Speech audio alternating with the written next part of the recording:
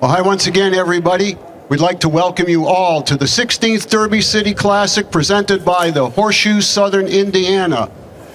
This is our very first day, and we have opened things up with our Diamond BIGFOOT 10-ball challenge.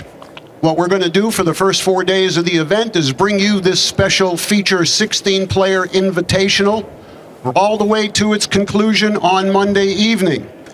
It's a $1,000 entry fee, 16 players, $16,000 has been added, $32,000 total at stake, single elimination, race to 11 games with a 40-second shot clock.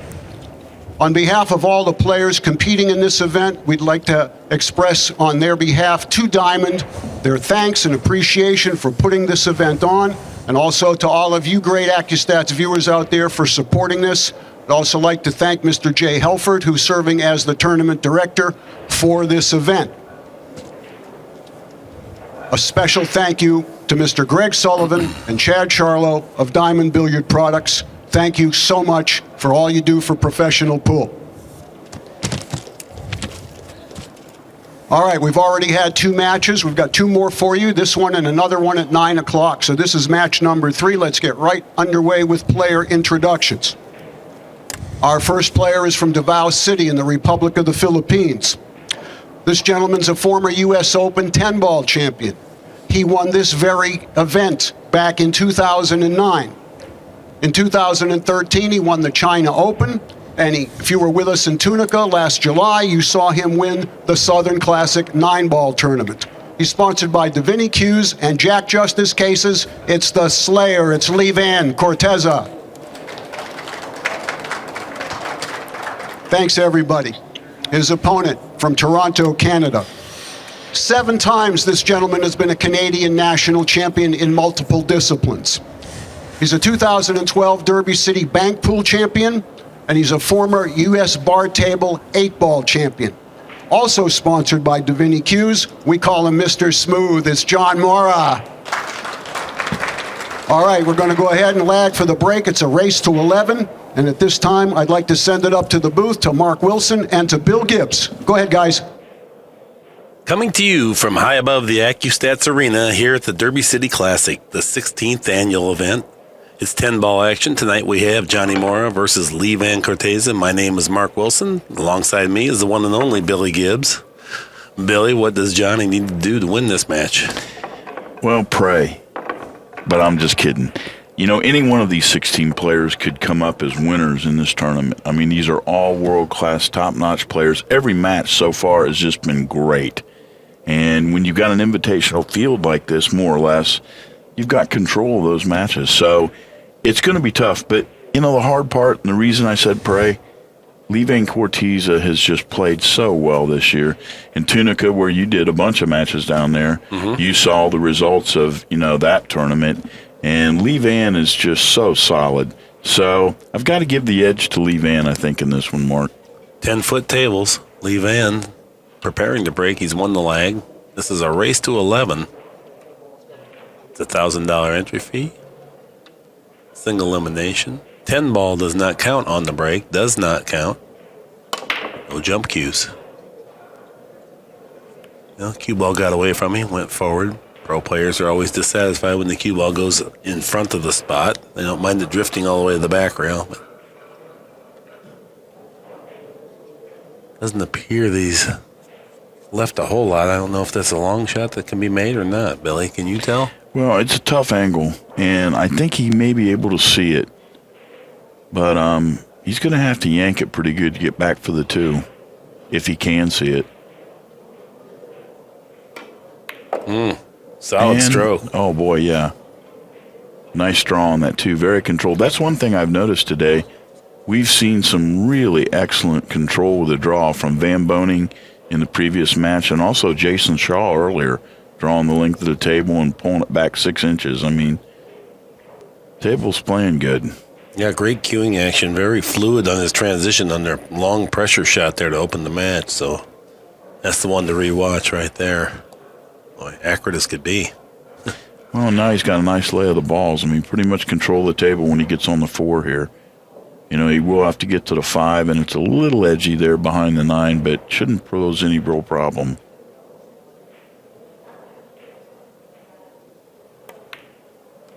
We're playing with Cyclop balls. I've now gotten a little bit used to them. The lime ball that you look at that's the 6 ball, and the teal ball is the 7 ball. Otherwise, they're the traditional colors. Well, this is the TV set. Out here in the arena, the Cyclops balls are normal colors, back to the original colors, which with high definition, I think that's a good way to go anyway. Some of these balls from, they have, the other set of balls, the reds kind of are similar. But John got on the 5 there, and he's right up here for the 6. Yeah, he's chiseling through a nice opening rack here. Oh, nice shot that he started with, too. He got a chance to do it because of that shot.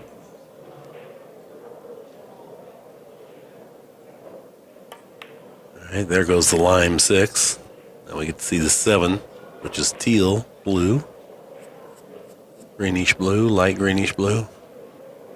I think Morra will come over here to the side rail and just back to the center of the table, maybe a little bit beyond there for the 8.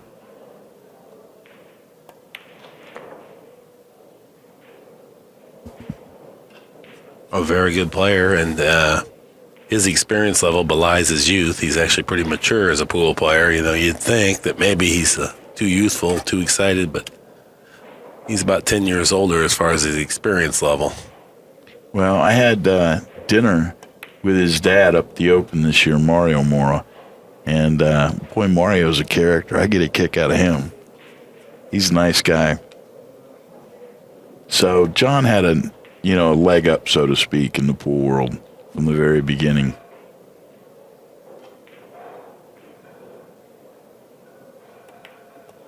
Nicely done. How about this table, Mark? I know you like 10-foot tables. Yeah, it's gorgeous. Plays good. One-piece slate. No reason not like that. Could you get that in your basement with a one-piece slate? They don't put them on the one-piece slates. Have to go into places where they can roll them in. Right. Yeah. Look at, he's going to go opposite-handed here. That's such a big shot. And such a big table to shoot that big shot Good on, shot. too. Yeah. Knowledgeable audience. Good opening. As John Morra claims the first game, a very brisk run out, 1-0.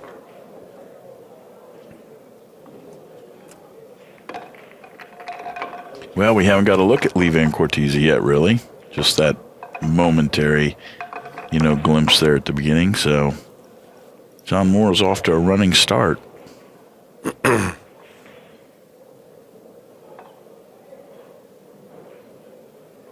I doubt very seriously he's intimidated by anybody either because of what you said. His age doesn't necessarily belie his experience, and he's not afraid of anybody, and he's a champion, as it should be. Well, yeah, we've had him many times in this arena, so doesn't get any tougher than this. Well, and he won the Banks, too.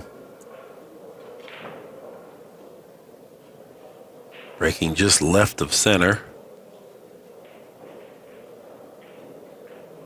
Got a really powerful motion, almost stands straight up when he goes to break here.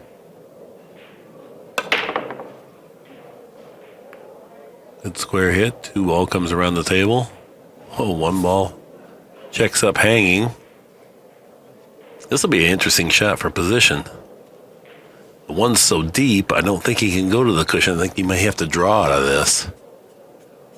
And that would I think that's a good call.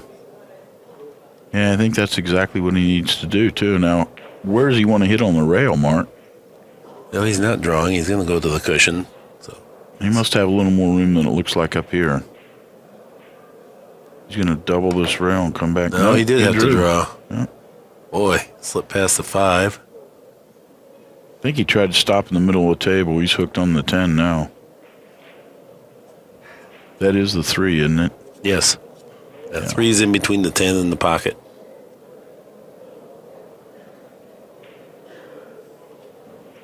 Well, that's frustrating, too, because that was the shot in the rack.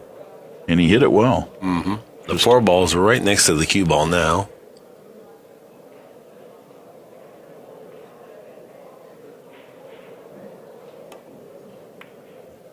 Nice shot there. 2 cushions to get some separation, give himself a chance to get safe or leave it difficult. Well, I think he's left it a little bit tricky. It looks like the 4 may intercede. It's actually the 6 ball, is that? The lime 6 ball is right next to the 9 ball. Okay, it looks like the 6 might be. I don't think it is. I think he's got an open shot. The more I look at the table away from the monitor, it looks that way to me. So he can see right at it.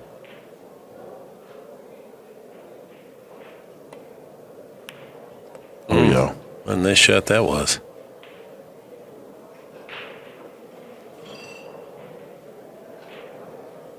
Well, the 4 ball's a little bit more work in that he needs to get over the other side of the table for the 5.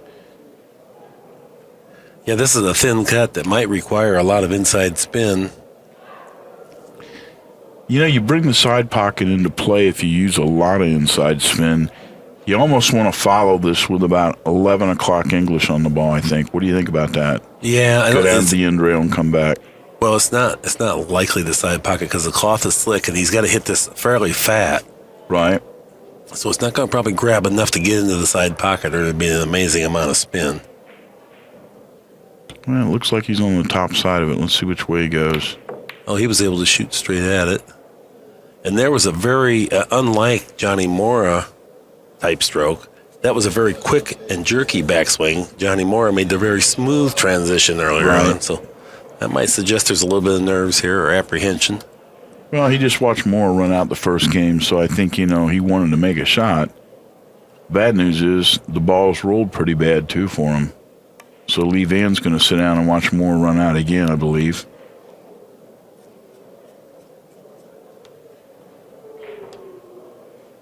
Morra has a very interesting style. He plays way deep underneath his body, under his left eye with the cue, which is a bit peculiar. You don't see that very often, pro level. Mostly, you'll see some under their right eye, but the vast majority is right down the center of their chin. And sometimes people have eye ailments that require that, but you don't really have to help the dominant eye if that's what the purpose of what you're doing, because the dominant eye does the seeing whether you try to get it over the cue or not. The main thing is that you always have your head in the same location. Yeah, I really agree with that particular statement. It's one thing, when I had the stroke, I used to set up behind the ball, look at the table with my dominant eye, which is my left eye, and then step to the table, and the dominant eye stayed, in line.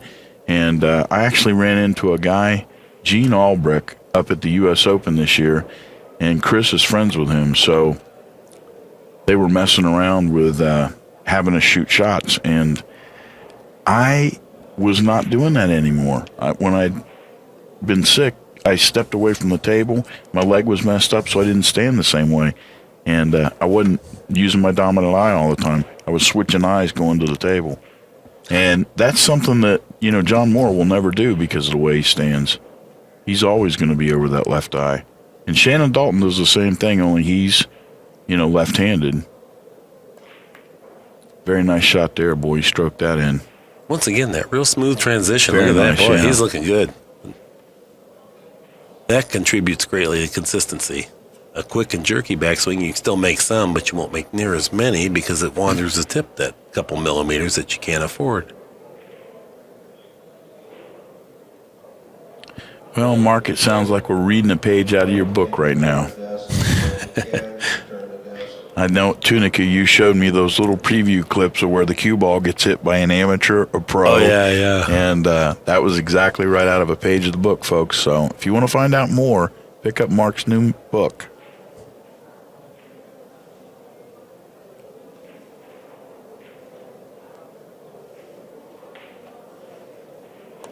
And very nicely done. 10 ball was all that stood between him and a 2-game lead. So Morra converts it, takes a 2-0 lead. And what's the name of your book, by the way? I know it's called Play Great Pool. Play Great Pool. Find it on okay. my website, which is also Play Great Pool. PlayGreatPool.com. I think you're right there. Got some interesting stories on there. I don't know if you ever looked at my website, Billy. But Well, I will now that I know the name of it. I didn't know the name of it. And I didn't know the name of the book. Now, I've read about it on AZ. That's how I knew about it. That and you showing it to me. Mm-hmm. You know, with your new Apple notebook. Which you didn't know how to work. Yeah, I'm a little better at that now. All right, here we go. Johnny Morra breaking, leading 2-0.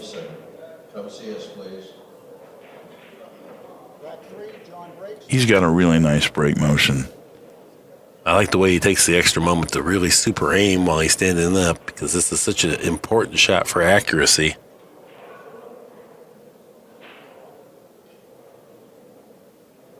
This requires some timing to get that much movement. And look how square he hit him. That's somebody that's playing a lot of pool right there. Yes, sir. And has a repeatable motion, obviously.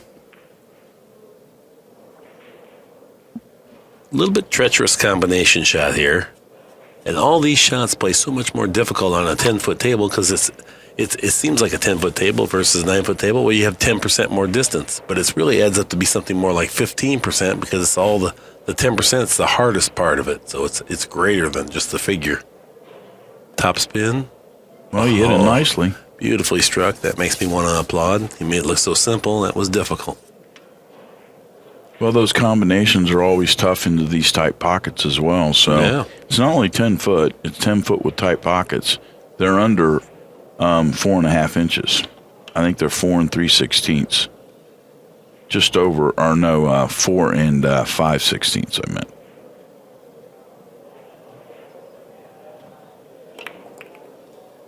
The one thing I know, Mark, yesterday we had balls sitting on the table when we were setting up the camera work. And, boy, when you look at those balls on a 10-foot table, they are small. Yeah. It's not as big as when you look at them on a bar table, for example.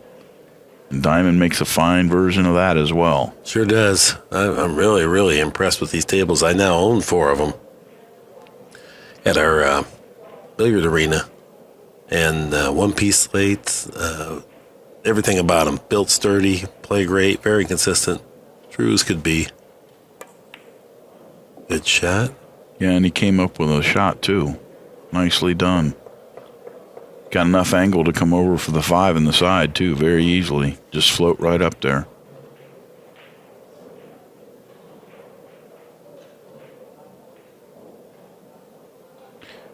I just noticed Morra's shirt just about matches the 4 ball.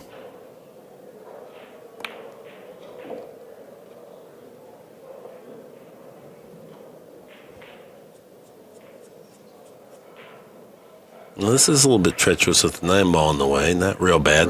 The 6 ball also goes into the same pocket that the 5 ball does. And then it's the 7 ball along the long rail. Uh-oh, this is going to be trouble. Oh, he brushed the 10 just right, yeah. Yeah, that 10 shortened it up a little bit coming into the side rail there, and he came away with it. It looked like he was going to come up behind the 9, though, the way you were seeing it, because it would have come longer if it had not hit the 10. So far, a couple pretty fast players, but we are using a 40-second shot clock. He will stun to the end rail, inside spin, try to get close to that 7 ball here. Oh, good decision. He did not use the inside spin for accuracy, and I applaud that.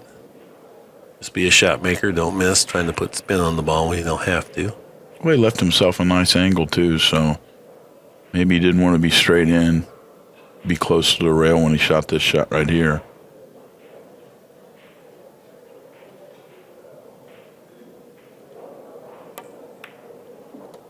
You got to hand it to this kid, though. He is so deliberate, and each shot's played individually. They fit together as a whole very nicely, but, you know, cue ball and object ball are well handled. Good speed control. Yeah, he's tough as could be. Well, and he's kind of making a liar out of me what I said about Corteza, what it took to win. So, well, I mean, we know anyone can win this tournament. That's 16 great players. He cues up this 10 ball in the corner pocket. And I believe he'll be breaking again. Does just that. Expands his lead 3 games to 0.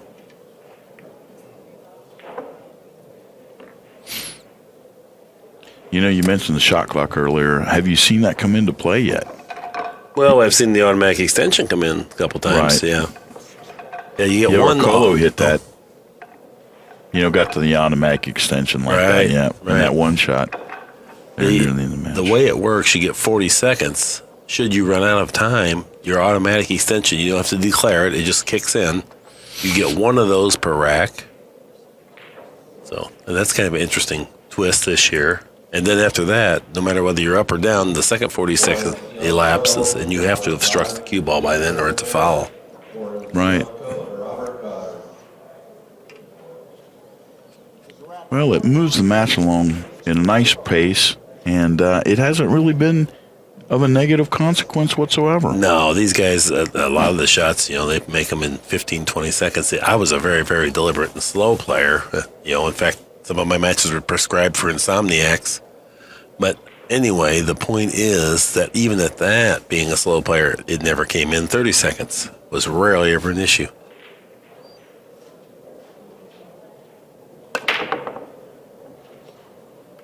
One ball went inside. Yeah, and the 3 ball went 4 rails in the corner. So he's got the break set up. Oh, I said one ball went in the side. The one ball now goes in the side. Well, he did make 2 balls, though, Mark. So you were seeing a ball that appeared to be the yellow ball. It was a blur. I thought it was. I guess it was a 9 ball, actually. So it did have yellow in it. Oh. Now rolling forward here. Pretty nice layout.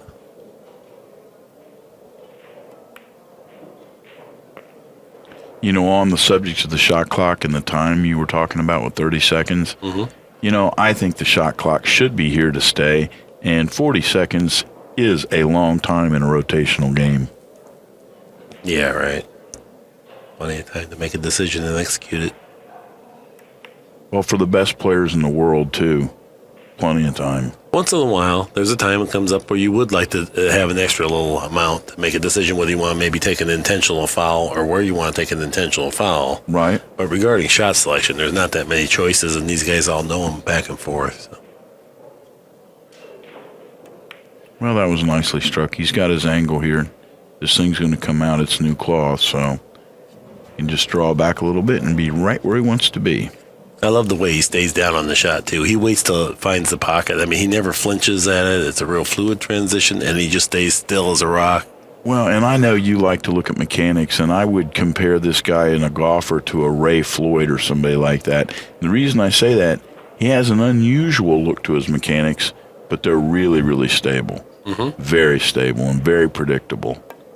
And shows by just how well he plays. He is a consistent finisher. And that's the name of the game, is consistency with your stroke mechanics. It doesn't have to be any set way. It just has to be some way.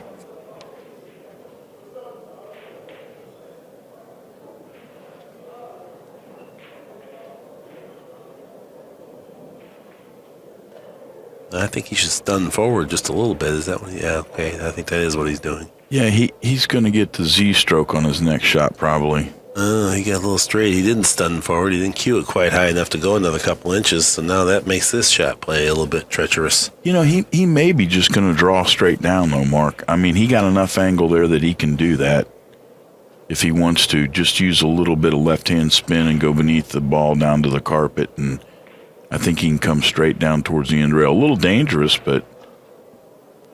No, he can stun it. I guess that's what he's queuing up to do anyway. Yeah, he did stun, yeah. And that's a better way to play it. Well, force the angle a little bit. He would like to have another inch or two of angle there. That would have made it play much easier. And he wouldn't have been on the rail here. Instead, he had to pound it just to get here. Well, and he's got angle here, though, so this won't be a tough shot for him. This should be just down to the end rail and back up for the 10, just all speed. Oh, he did catch the rail a little bit, though. Hit that a little thick. Wobbled it home. Well, thank God for new cloth, huh?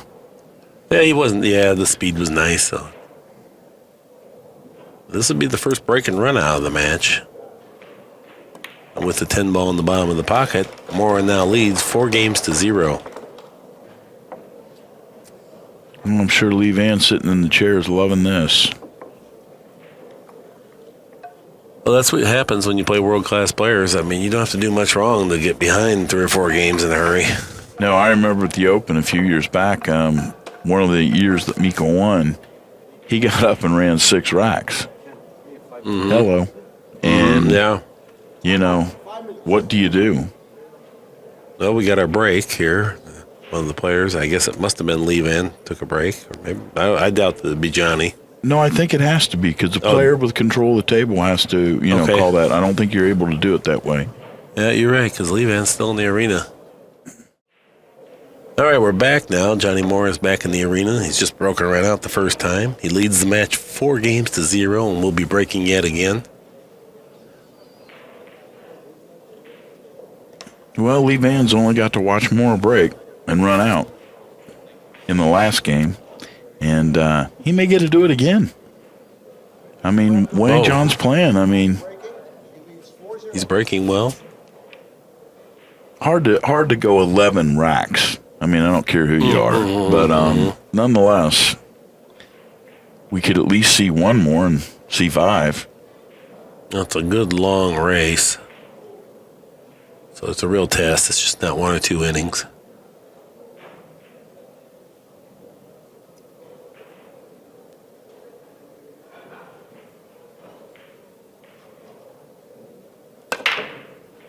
Well, cue ball got away from him a little bit there. Had some spin on it, too, and took away some of the power. But look at this. He's made a ball, and look at the shape on the 1. Wow. Came right back to the center of the table. The 2 and the 3, very gettable. The 4 ball is nice. 4 and 5 opposite ends of the table. Not much of a transition, though, if you got angle. Mm-hmm. No, really, that key is 4 to the 5, it looks like here.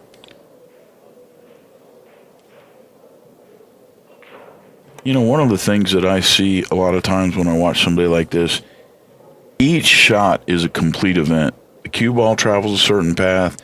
You know, the object balls go into the pocket. And when they dismantle the table that way, it really makes for the shot that's coming up on the 3 ball to be somewhat easy. Because he's going to know right now where he wants to be on this 3 ball. And that's going to make the transition from the 4 to 5 a piece of cake. Might have overshot this one a little bit here, Billy. Yeah, I think he did. That's going to make the transition real tough now. I think he's got to seriously consider safety. Well, he's got a safety. If he wanted to play safe right here, he could certainly shoot the 3 ball down to the end rail and come up behind the 6. Yeah, that's the 7. Okay, the 7. Yeah. The green ball. Right.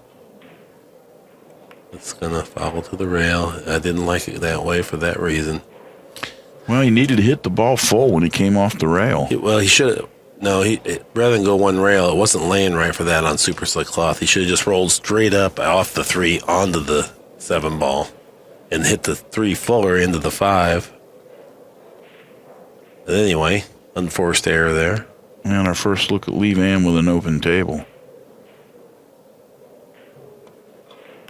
Oh, it's skidded. Did you see it? Really bad. It really twisted. Yeah. Really bad. That will happen about 1 shot or 2 shots out of 100. And the best responsibility of that is that chalk residue from the tip landing on the contact point of the object ball, which that's why they clean the cue ball in between racks here, the referee. Boy, that was tough action, Mark. Yeah. Stand up, 4 games down, and you get a skid. And he hit it good, too. It was uncharacteristic of how these balls play. It just does happen periodically. And Morra, he had just made a position error and then followed it up with a safety error. Right. And maybe he's showing a little, opportunity for Lee Vann, but then... yeah, it doesn't look like it'll be in this game now. That's legitimate bad luck. Legitimate bad luck. And there is such a thing. Well, there's a lot of guys that claim bad luck when they've played themselves out of position and then claim it, but there was really, Well, that was a drastic miss. And let's see if Lee Vann gets another tough roll. No. Now he'd come up on the 4. Yeah, that's That's Well, it could have optimum. got behind the 5. That's what I was looking at, you know. Right. And then I think I would be wanting to jump off the hotel building. Well, at this level, and the score doesn't mean a whole lot because the other guy could run out a bunch of games in a row. Not necessarily break and run out, but just play one inning 10 ball, and just get out every time they get a shot. The other guy didn't get much to work with, but these matches come down to oftentimes just 1 or 2 innings difference, of a different outcome. It's not like, you're playing guys that shoot 7 times a rack and just miss open shots, so that's not going to happen.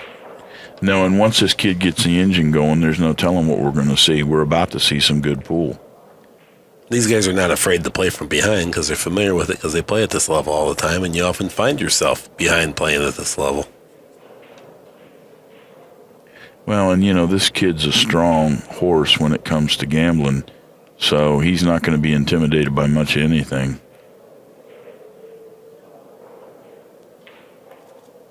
And by that, I mean the game count, being intimidating, He's going to come back hard. Yeah, very composed right now. And he's got such a nice stroke, Mark. Just look at how flat he hits the ball.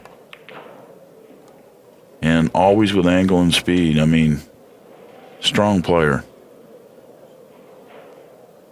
This almost feels fair, though, after that terrible skid that he got. The 10 ball goes down, and he claims his first game, trails in the match, 1-4. Yeah, that skid was hard action. And it happens, like you say, you know what I mean?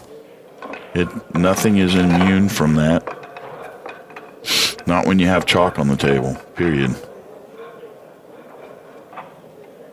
I've heard all kinds of different explanations. Danny said static electricity causes it, and, grease causes it from your hands. I mean, everybody has a theory, but the one thing that is for sure, if you got sand on the table, which is what carborundum is, in chalk, you're going to have skids. I mean, it's going to happen. There's going to be times when that contact point, just comes up that way, and it has nothing to do with the balls probably, It's got more to do with the Right.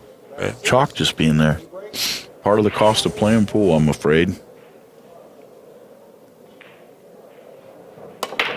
Lee Vann breaks. I don't think he made anything. No, he didn't. He's dry. And Morra doesn't have a whole lot of offensive here. That one ball looks pretty inappropriately placed from the angle he's got on the cue ball.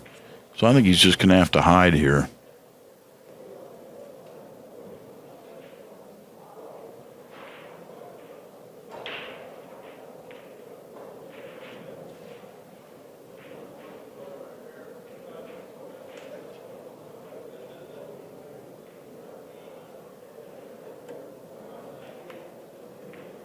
Good decision.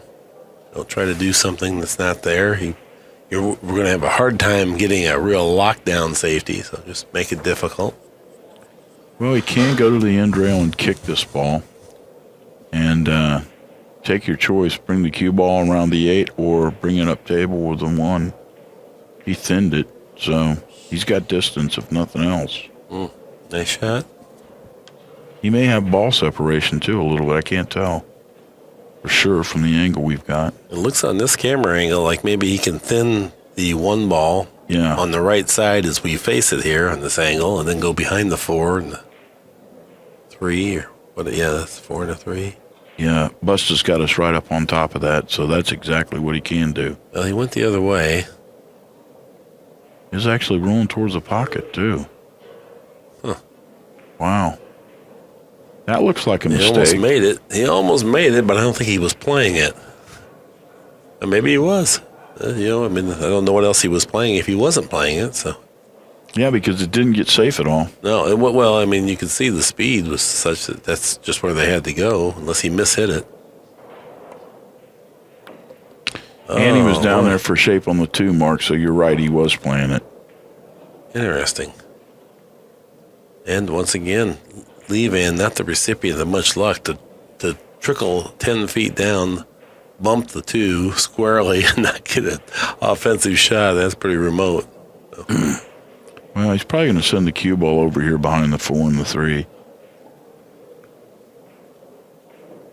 It's a hard reach. You have to get over the 10. Yeah, it's on a 10-foot table. You're right about that, too.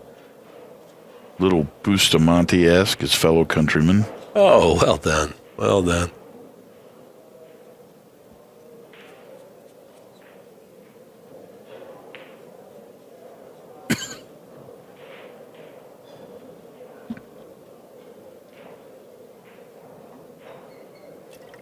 Johnny Morra looking at trying to play the 2 rail first. No, kick at it.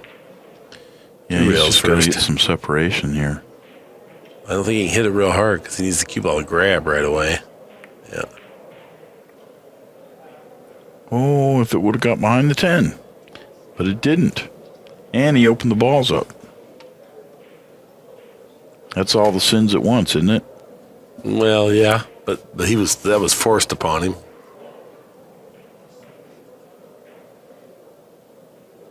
Big shot here. You know, one of the things that I'm often reminded of when I see a shot like that, you know, you got the balls close together like that. Now, I didn't really see whether they had pocket, you know, whether the 3 was going somewhere or not. But had it not been going somewhere, if you tie up another ball and give them ball in hand, you might be better off, you know? Absolutely. Yeah, that's the exact circumstance I was talking about with the shot clock earlier. Sometimes you need a chance to look around the table to see where you want to take an intentional foul and be productive. That's about the only time when there's a shot selection that really needs some weighing. Another time is a push out. Sometimes you need an extra few seconds beyond 40 seconds to really see where you want to go with that too. And Lee Vann's handled that shot real nicely.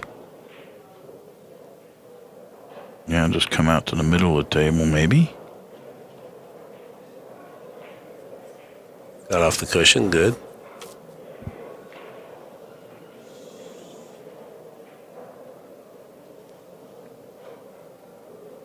Nothing wrong with your high def sets at home. This is a lime colored 6 ball. Coming up to a teal colored 7 ball. Very nicely struck there. Look at the speed on that. That's the thing about Lee Vann's game that I really admire. He sneaks up on a lot of stuff just like that. He's got very Parika-like flatness in his position, and it's gorgeous to watch. If he gets rolling, we may get to see something because it's not that far away at 4-1. You know, make this break and get out, and you're in the game. And early in the match, too, as well. Well, this is going to take a stroke.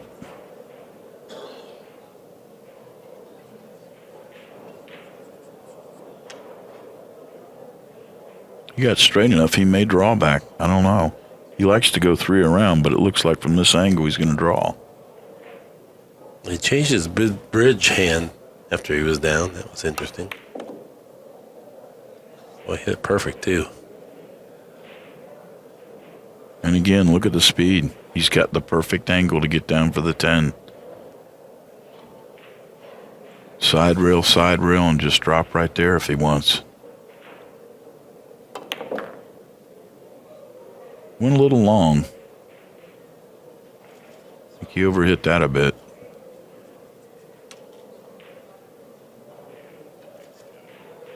Always in a rack like this, you know what the thought goes through my head? What's that? Not another skid on this one, yeah, because it's a thin cut, yeah. Oh, yeah, you want to forget that even existed. Right, and then the side pockets in play. This is complex for that very reason. You have to elevate. He's drawn, yeah, absolutely. So he's going to get beyond the side. One thing that when you hit it with a little more pace, it does take a lot of the skid out of it. Now, the side that you got to worry about, that side right there. All right. Well, just like that, Lee Vann back in the match here. 2-4. Yeah, well played. Enjoyed that. That was pretty corrupt.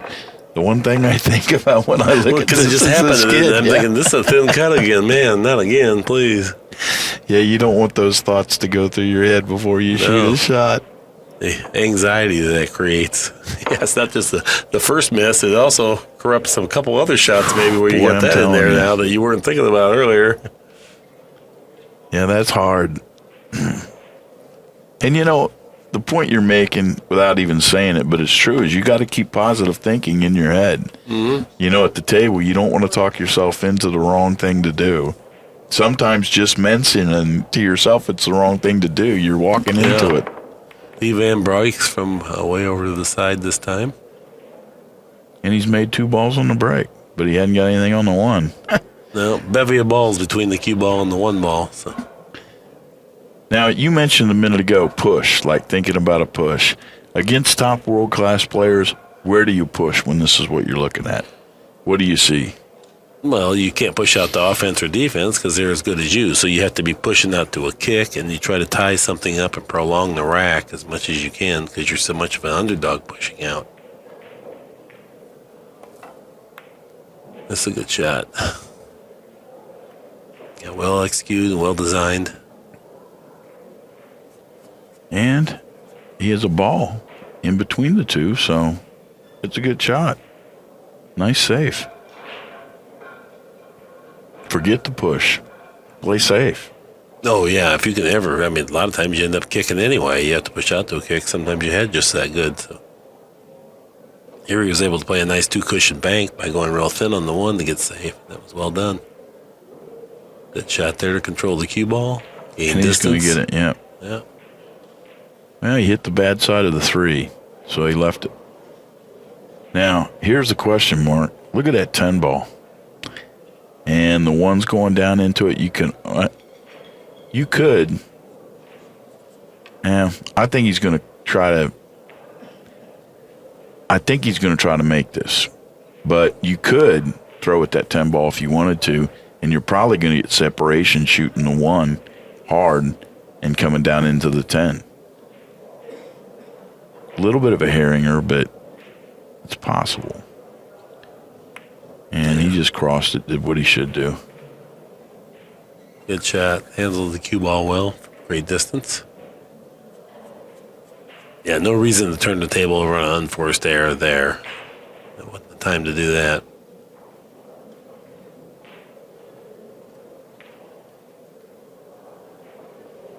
Derby City Classic.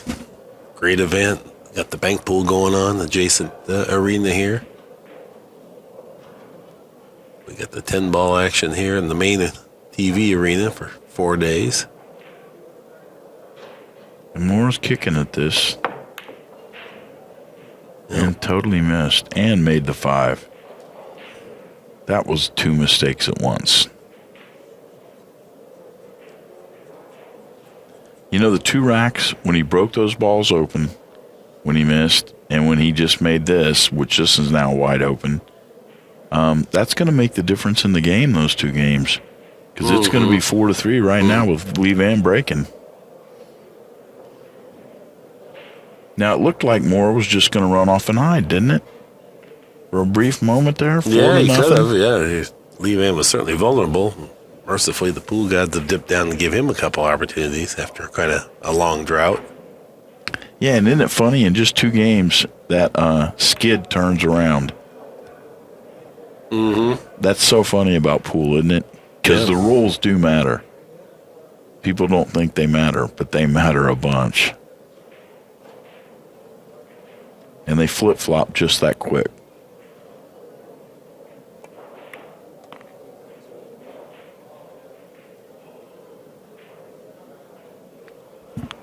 Well, this looks pretty straight. Got just enough angle to just float over and be right where he wants to be. As he's 8 in the side, yeah. 9 ball in the corner, and you're right on the 10. Center ball with a little bit of pace. I don't know if he has angle. I guess we'll find out here. I guess think he he's does. got a little bit, yeah. Okay, I guess he does. Oh, he's following ahead, so he didn't have much. Good Straighter speed. than I thought, yeah. Good speed. But it doesn't really matter at this point, does it? I mean, look at the 8 ball. Mm-hmm, right. No, he played a good shot there. That's the thing about the Filipinos. I mean, they really do. You know, I've watched Parika for years, and the thing that I admire most is just how flat and how natural they get to the ball.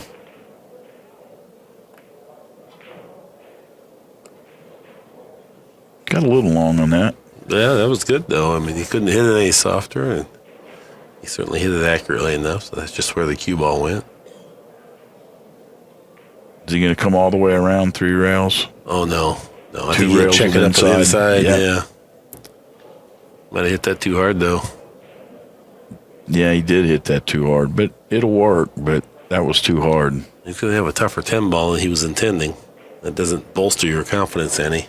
He's loading it up with the inside, though. I guess he didn't go for everything.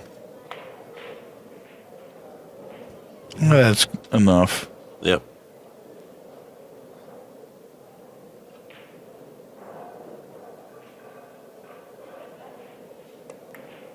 And with a good pace of play here, it's Lee VANN Corteza 3, Johnny Morra 4. Corteza the break. Well, only, 10 minutes ago? It was 4-0. Mm-hmm. Yeah. So this is a well-matched, event here with Morra and Corteza. And the talent level is high on both. I don't know what it is about this guy, but he just reminds me so much of Jose. He's tough to kill, tough to get rid of. He can hang around forever, and once he gets started, it can just be the Lee VANN Corteza show, which it can be with any of these players, but, certain players from the Philippines, Yeah. It's certainly that way. Orcolo being at the top of that list, too. Well, We'll see what his break. His break hasn't been as effective yet, I don't think. no. And Dennis won't be contended with any further in this event, as he lost earlier to Shane Van Boning. No, he's out. That's the nice thing about this being single elimination, too. All that money for King of the Hill. $16,000 purse as Lee VANN breaks. He's hung the 5. Wow, that was a little cold there. 16,000 first in this 8-man single elimination, 8,000 second, 4,000 third and fourth. No more, I can't directly see the 1 ball. I think he may be able to see the left-hand edge of it. He's going to push. He's pushing.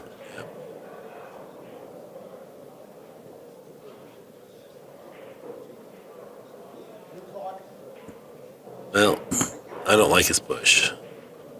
I think Lee VANN will shoot the 1 into 3 and let the cue ball come around the table and maybe lodge up between the 6 and the 4. That's a good shot. I agree with you, Mark. I like that. They're both hanging right in that area, too. So natural to get there. Well, he had a little Hit too the thin. 10. Still going to work out, looks like. Yeah, it is. Yeah. Yeah, you don't figure to come out of that with the best of it. Corteza just kind of made a motion there at the table where he just kind of took his hand and threw it towards the ground. He was disappointed with that effort because he hit the 10. And it was an apologetic motion is what I'm saying, because he looked at Morra when he did it. And like, hey, I got lucky.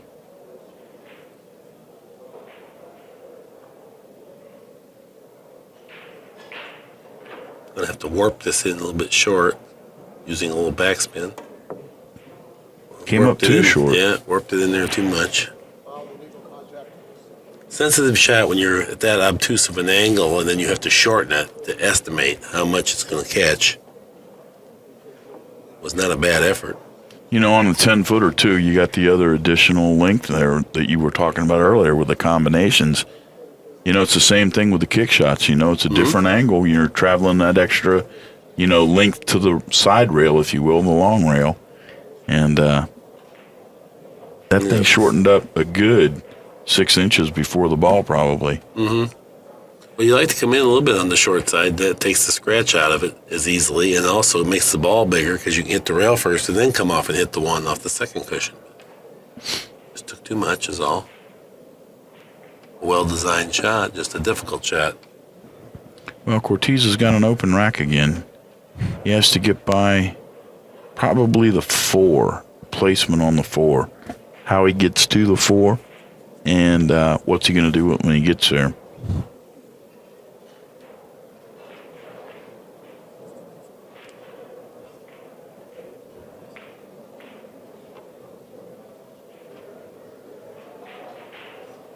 Well, he's queuing low, like he's going to go 2 cushions.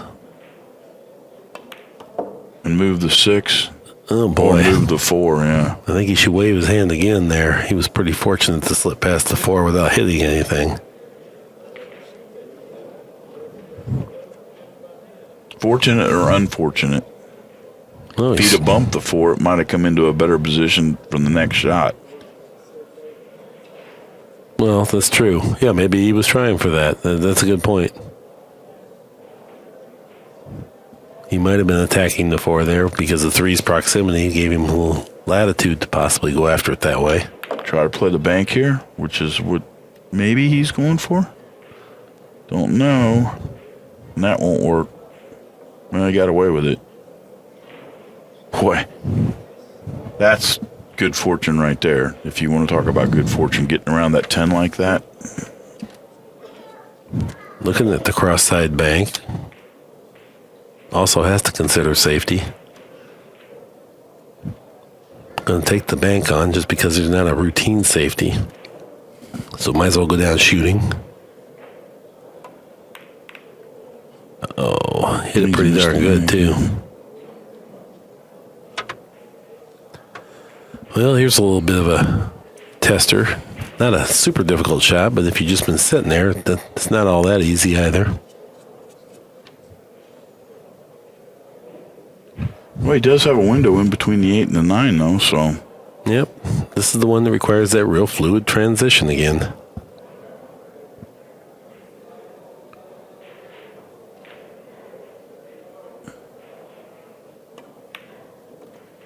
Nicely done. Swish right in the middle. Well done. Now we just need a little bit of placement here with the cue ball after we pocket the 5. So in between the 7 and the 8. Right. The 6th ball is located on the breaking end of the table along the long cushion. He doesn't want to get right over the top of that. That's going to be tricky. This could be. That means he's going to have to play the 7 ball in a much longer fashion than he would have liked. This will just be a rolling ball hit. You really can't afford to try to do anything cute like spike down and draw. Well, just as I said, he's going to spike down and at least stun stop. Good shot here then. Takes a real precise stroke, that's for sure. Oh man, what a hit that was. Yeah, the complexity of that shot goes way up when you elevate that much. Mm-hmm. Yeah, it made it look so simple. And so, it's not recognized as the great shot that it really was. But go ahead and try a few of those at home if you doubt my judgment on that, because I've missed hundreds of them. Well, plus you're on a 10-foot table, too, over top of ball. Yeah, right. So, I mean, it ain't like it's sitting there hanging. Hit that a little heavy. It worked out good, though. Yeah, I think he's okay now. He should get control of the game here. And 5-3 should be the outcome after this shot. You're going to play it in the corner, it looks like.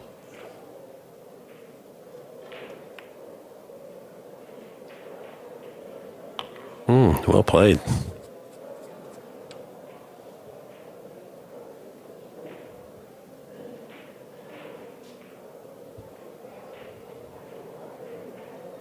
If you lost in round 1, the buyback window closes tonight at 10 p.m. Well, he made that look simple as pie, didn't he? Chopped right on through there. He collects his 5th win in the match. Regains a 2-game lead at 5-3. Johnny Morra will be breaking.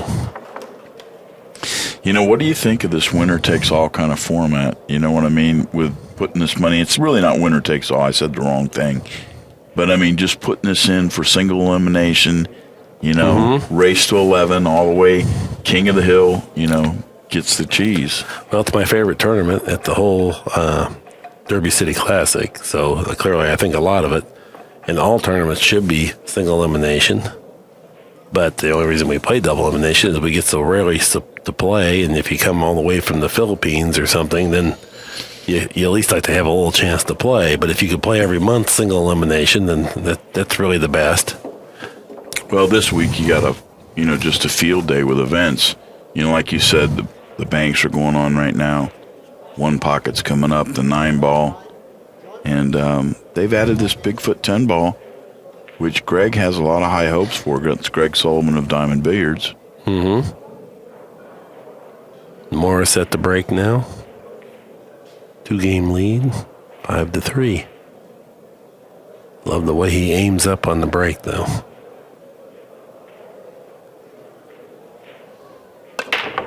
And Look at the squareness of that hit.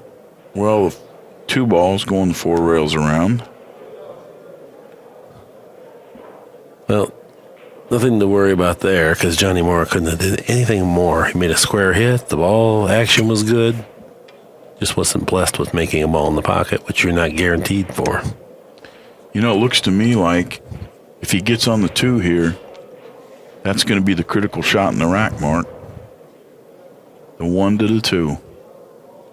And that's only because of the placement of the 8. And he's done that very nicely.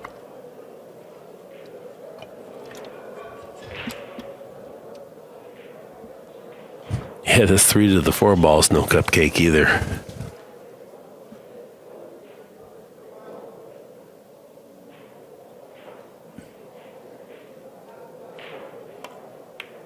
Yeah, I agree. He's going to have to really power up on this one.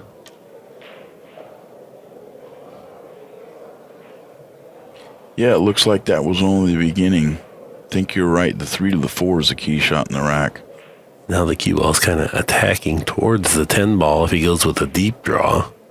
If he doesn't do that, then he has to really power up into a small pocket. So the 9 ball is also in play as far as getting safe. Hello, 9. There it is. The 9 ball is going to be the issue, and he's going to get below it. Yep, good shot. Well, now he should breathe a little easier. Now he can bump the 10 ball with the cue ball and hold it there for the 5 in the side. And I think that's what we'll see. You don't want to send the 10 ball too far, though. Good job. Good call, Mark. That was a nice little touch there on Lee Van's part. Mm-hmm. Yeah, well played. Now the lime 6 ball's right next to the 5, so he can just roll this in. Or he can draw back, depending upon the exact angle that he has. It looks like he's looking at what would happen if he drew back a little bit.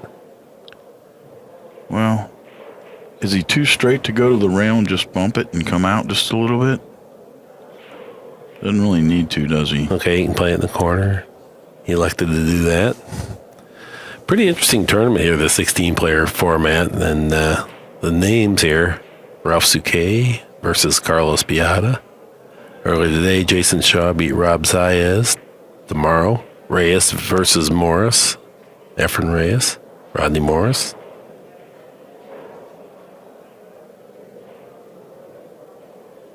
Lee Van rolls a 6 in the middle. So apparently Efren got in. I heard that Efren was a week late and wasn't going to be able to get in the tournament. Well, he's in the draw. Next up will be Duel and Fine. Shane Van Boning beat Dennis Orculo already. Lee Van and Morra playing now. Strickland Dominguez later tonight. Open missed ball here on the 7. And listen to this. Tomorrow night, Bustamante, Appleton, first that'll round. be a great match. First round. That will be a great match. Yeah. Well, Morra comes back from an unforced error. Well, all he has to do is pocket the ball here. The 9 ball's right there and the 8 ball's right across the table. Can't scratch, though. He didn't.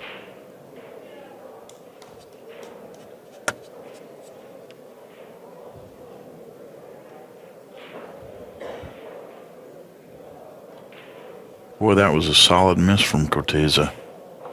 Yep. Yeah, very costly, too. It allows Johnny Morra to expand his lead back to 3 games.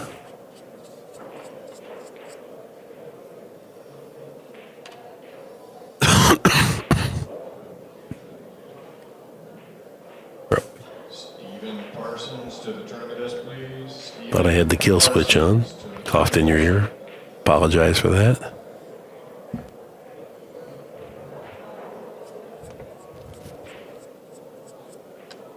And Moore got a little 50-yard line here. I don't know about this.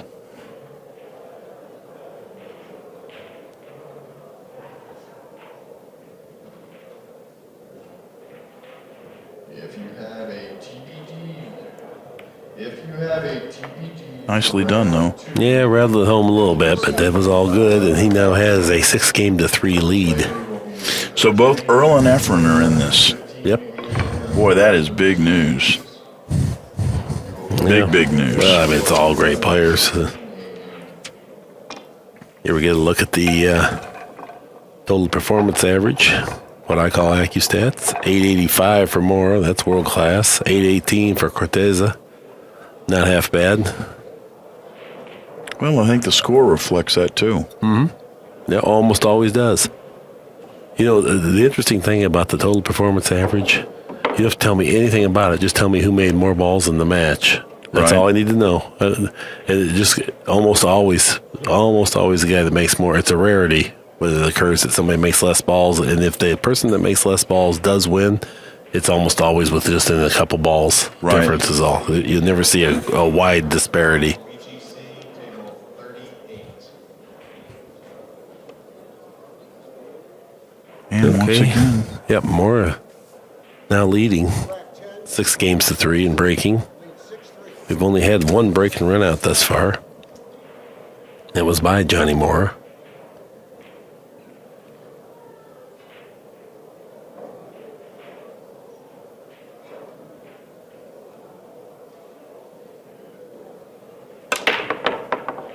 Oh, he's really tagging the break square.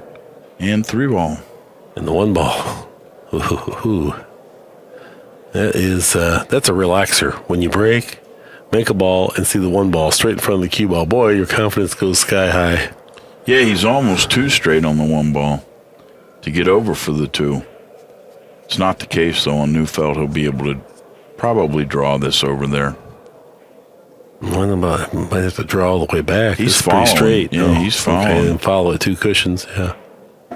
So he's got enough room to do that. Hit the point on the pocket, so he was hit it a little too straight. Now, defensive play. You will thin the 2-ball to the end rail and let the cue ball 2 cushions down below the 10.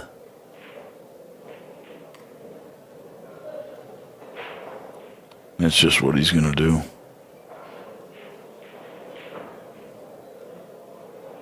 Do you want to hit the 6 here with the 2-ball? No. Oh, he's going to go shorter than that. That's Yeah, a he played good it safe. decision. Yeah, much better shot than what I called. This was so much more conservative, less risky, no chance to scratch, real good chance to hook. Well, the thing is, Lee Vann can make a 1-rail hit here, though. Question is where the cue ball is going to go after contact. And Moore is going to be rewarded. Very well rewarded. It will be straight in. And now he just has to get back for the 4-ball.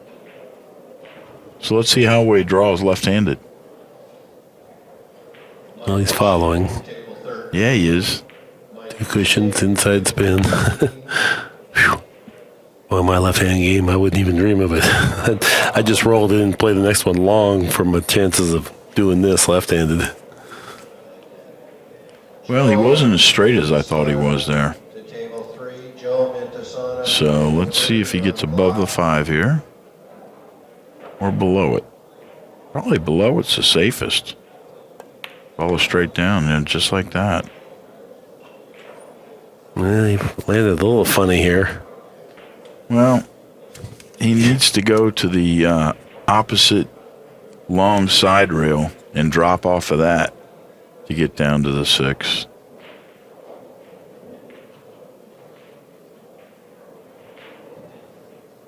That 7 always freaks me out there a little bit. Color-wise, I'm not quite there yet. Nicely struck. Great shot. Yeah, I made that look really smooth. Now the 6 in the side, then the teal 7 in the corner. 8, 9, 10. Play pretty straightforward from there.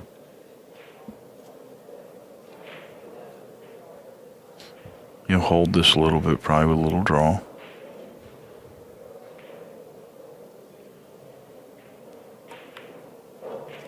Nicely done. And, that's a little straight from up here.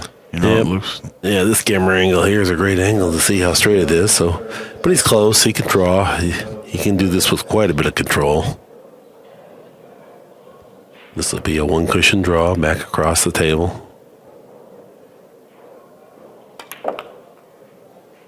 Had a little spin on it. Not a lot, but enough. Mm-hmm. Yeah, hit it good. Well, that mistake that Lee Vann made now has cost him again, it looks like. Zach Hampton to table 30. Zach Hampton to table 30. And Morra is rewarded for his safety effort. That was a well-designed conservative safety. This is world-class pool we're watching here, Billy, Oh, yeah. This is something else. Tommy Tokov to table 30. I look forward to this so much.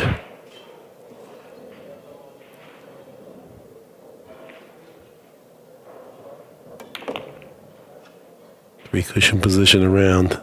Tell you another immense source of pride for me was that downstairs today of my 30 collegiate billiards team members at Lindenwood University. Two of them were standing here, and one of them was playing for sure, maybe both. And I expect to see others here too. So Morra down on the 10, looking to move to 7 games total on his side. Does just that, leads the match 7 games to 3, and Johnny Morra will be breaking. You just mentioned, that you have, team players here at the event, and I know Landon Shuffett is one of those. How do you, how many players do you have on your squad? We have 30. 30 players, and, okay. We're just getting ready to start the second semester. It looks like we're going to pick up another 4 players, So there's no, limitation on the number of players or anything like that? It's simply how hard I want to work.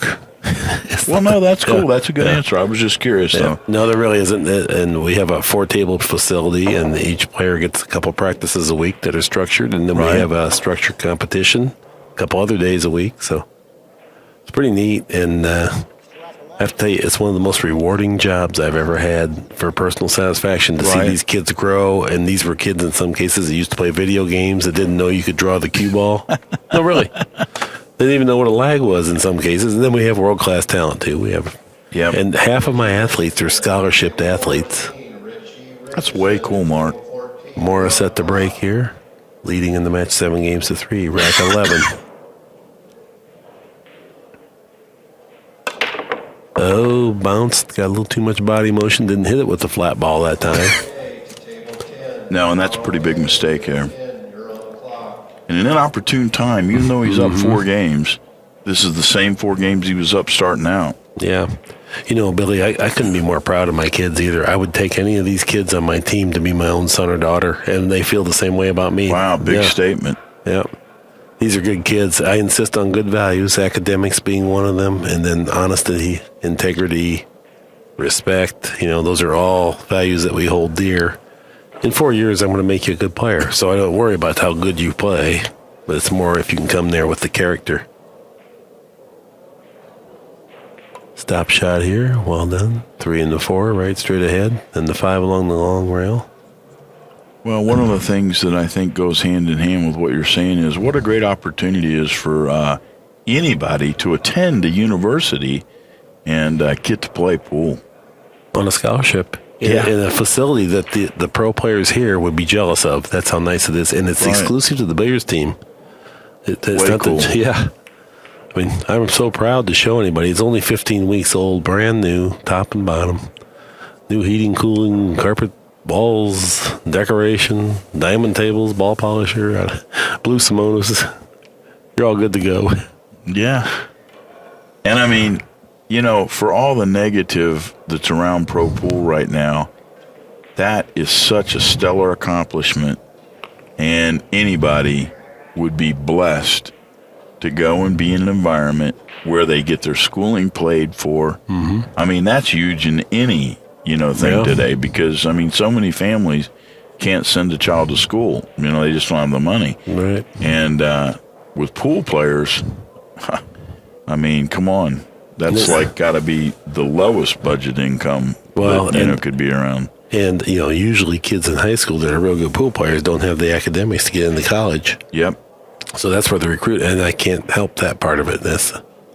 But if you do, I can help you a ton. Well, Lee bumped that a little bit there, and he may have enough to cut it in.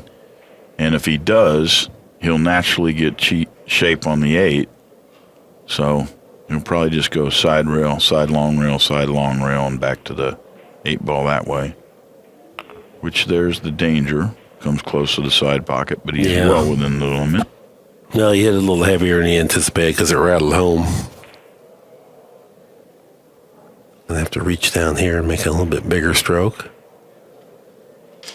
Doesn't want too much pace, though, just enough. And that did it. Did it nicely. But, yeah, I was excited when I heard that last year, Mark, when you had the announcement, that was happening in Linwood. That's really a great thing. And, just as a fan of the sport, I like to, be thankful when things like this happen for, me too. The sport itself. Oh, Lee Vann on the 10 ball now. Grabs 4 games on his side of the ledger. Trails in the match 7-4. The question I have for you on that, aspect is this, though. How many other universities are in this? Not very many. There's no one that really has a structured program. I'm trying to get some others, and I've tried to help. Right. And as we grow, I think others will be getting on board. Right. So that's really, we want to kind of be the model of how it can be done. Right. And that's so what I really look forward to. That's what you're saying. You're a pioneer. Oh, very much, yeah. That's cool. Yeah. There's some other schools that have clubs, and they have, oftentimes they have programs that consist of 2 guys that like to play on Tuesday night if they don't have too much study. Right. Which is unfortunate. There's just not much support, and Lindenwood kind of pioneers a lot of things like this. Well, when we got our program there, they had considered it was down to billiards or rodeo. Really? Yeah. And then, not only did they didn't, when I came on board, they didn't own a pool table, but they also did not own a horse. So I think that's how we won out. Was that oh my goodness. The insurance liability of rodeo may have been a factor in our way, There you go. Before they contacted me, they'd already had the president sign off on a budget for it. And that may be the most interesting thing I've heard, Mark. Yeah. Pool or rodeo, and pool finally wins out. Oh, half spin there. And he's gotten safe. It looks like he'll be safe. Yeah, that's a great shot.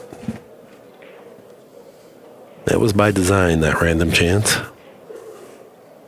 Well, Corteza's going to have to come up with something here. He wants to splay the balls a little bit himself. So in rail into the 1 ball and then up is which way he went. And he's not going to get rewarded. Didn't that ball fall in the face cost him? This is interesting. My team at Lindenwood is 7-0 right now, which is a really great result because we were 0-10 last year. But right. I did not schedule us easy last year, and we've definitely got some better recruits, and we definitely have grown experience-wise with the people that we have. But when I get back, we have our toughest match of the year, and we're playing a team of pros led by Nick Varner. So that will be a big test for us. That's February 8th at the Lindenwood University Billiards Arena. If anyone's in the area and would like to come in, it's no charge. That's neat, Mark. Mm-hmm. So who's the team of pros? Nick Varner and Joey Gray, Chip Compton, wow. Liz Lovely. And then there's some journeyman good players from that area on the Durban Destroyers who want their Challenge Cup back. We won their trophy. It's a $300 trophy. It's pretty cool. We don't want to give it back because we're not sure they know how to polish it properly. Well, that's as good a reason as any. Yeah, but it's going to be tough. February 8th at 2 o'clock in the afternoon. Morra makes a nice safety there. Terry Schmidt, table 27. You're on the clock. Terry Schmidt, table 27. Well, Lee Vann has a shot here.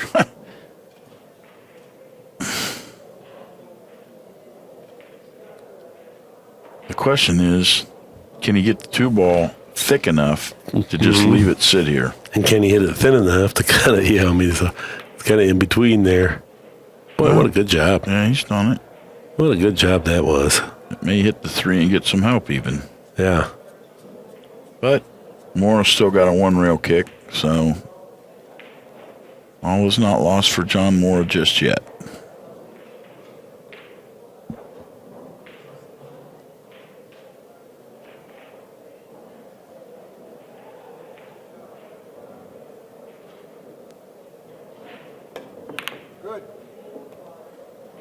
And he's pocketed the ball. Yeah, the 6-ball rattled in there. But he's got a real tough placement on the 2. Now, this is one of those instances, if it's frozen, he can push right through this and it's legal. And Kenny's deemed it frozen, so I'm going to pocket the 7-ball here. Push right through, pocket the 7, and if I don't hit this ball hard, I'm going to have shape on the 2.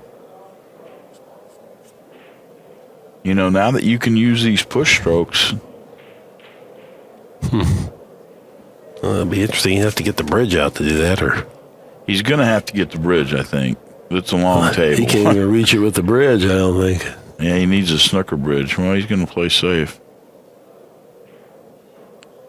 Or play the bank. Is that what he's doing? Oh, he did play an attempt at the bank. But couldn't hit it hard enough. So he's left a shot for Lee Vann. Mm-hmm.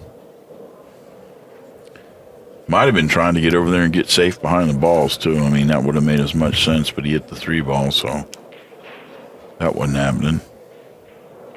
You know, just out of curiosity, you know, with your team, do you have seniors on the team? Juniors? Mm-hmm. Oh, yeah. Yeah, we have every freshman. Sure.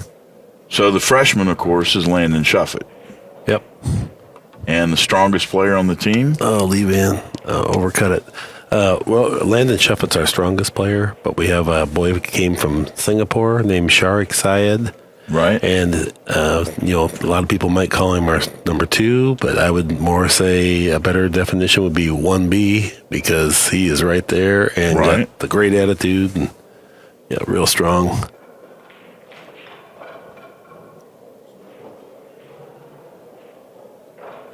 I tell you, we really have the coolest kids in the world. I mean, if you ever came there, I'm so proud of them. And then our facility, good shot there, rail first. Oh, yeah. He just kind of missed a scratch here. Oh, no. That hurt. Well, John Morra's given another opportunity to Lee Vann to get started. And I really thought he'd do it with that last shot. But he missed it. Pretty badly, actually. So I wonder if Corteza's attitude is right here. These balls should be pretty easy past the 4-ball.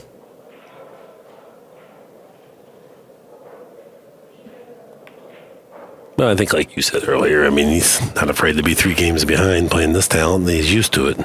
No, but you like he to lives see in that things. Area. Yeah, but you like to see things, you know, kick into gear at some point. You know what I mean? You know how it is when you're sitting in the chair, you watch all that, you stand up, you start moving a little bit, you're making balls, and then voila. Mm-hmm. You know, deadness, you know, brain deadness is what I used to call it. You know, I went brain dead. And there's something to that because there is something to the rhythm that almost, you know, sets that in motion, if you will. Well, Corteza's in good shape now. All he has to do is get where he wants to be on the 8, and it's just whether he plays it in the corner or the side.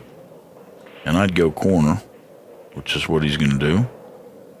And that'll give him a nice little angle for the 9 to get on the 10. So how did you recruit the guy from Singapore? That's kind of interesting. It is. I met him here last year. Is that right? Yeah, but he was coming to Lindenwood, but he was just stopping by way here, and he played. And I watched him play. He was 6-6 with Bustamante on the 9-foot table there, and the 9-ball. I'm like, oh, this might be my man here. He's a real good guy. Total plus. Bona fide team leader. Well, Lee Van now just one ball away from getting back within 2 racks of Johnny Morra. 10 ball down, heart of the pocket. Lee Van within 2 at 7-5. Lee Van will be breaking. Yeah, Sharik, he came, and so he rode back to school with me, and we got to know him, and the boy, A1 guy. Obviously speaks fluent English, I take it. Yeah, and he said that he was going to be staying for a month to check it out, which, to come from Singapore and sight unseen, just say you're going to go somewhere and stay a month, that's kind of, a little different, so I'm all for it. And yeah, I said, well, when we get back to St. Louis, I said, where are you staying? He said, well, I rented a room on Craigslist.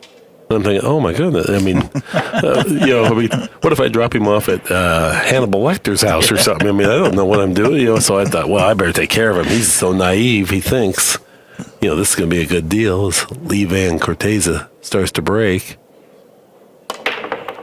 And I said, I'll drop you off there. I'll tell you what I'll do. John leads 7-5. Came up dry, yep.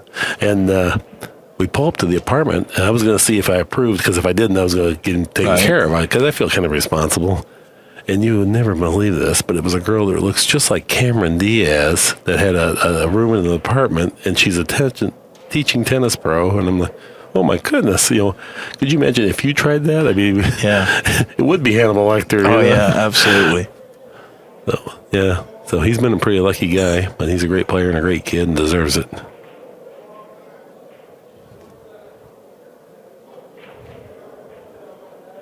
Well, maybe next year you'll get a recruiting budget, Mark. No, we already have that. No, I travel recruiting. Well, I was thinking it from the standpoint of when a guy comes over like that, you know what I mean, able to, yeah, hook them up. And it won't be that significant, yeah. Yeah, well, football gets that, I know, but, it's rarely that, normal people do. But it's exciting, Mark. I really take my hat off to you. What a blessing. And I heard about, like Nick Varner winning the NCAA tournament 2 years in a row. ACUI. But that's a foul, ball in hand. Never really saw it, you know what I mean, in person. Wherever I went to school, yeah, they had like a little club and maybe a bar table, but there was never really a pool team, not like golf anyway. Yeah, right. No, Lindenwood, it's hats off to them. I didn't have anything to do with the creation of it. They'd already did the feasibility study and budgeted for it. And I'll bet those 4 diamond tables came under instruction from somebody. Yeah, for sure. Well, Corteza's moving the ball well, so 310. Yeah, looks like that would be the order of business because the 4 is so tricky. Well, and he's right-handed, and this lays nice for him as a right-handed player too. Played position for it. This is a shot you expect him to make.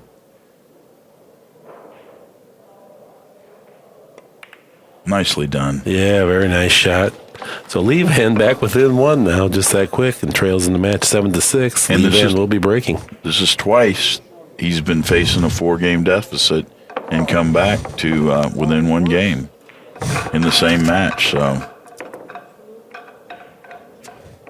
I think the 10-foot table is a little bit intimidating, and they have to just strike the ball so accurately.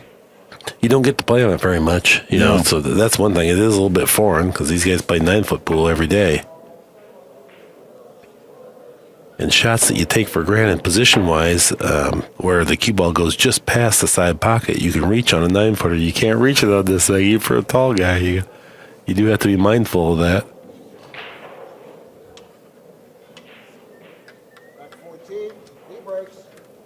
Okay, here we go. Race to 11. Well, cue ball got right away, went straight into the side pocket. And here's a 210 possibility also. Morra wants to go after it that way. Not an easy chance, though. Well, one thing's for sure. Corteza's not going anywhere with that. I mean, to scratch on the break on a 10-foot table, I mean, that's really, really devastating to give the guy ball in hand on the first shot here. And the 210 lined up like that. Well, the 210's not a gimme. You got to get on there pretty good to really have a good shot. Well, I think he's trying to get on it pretty good. I think he did. Came down a little low. He stayed up another, 4 to 6 inches. Might be ideal.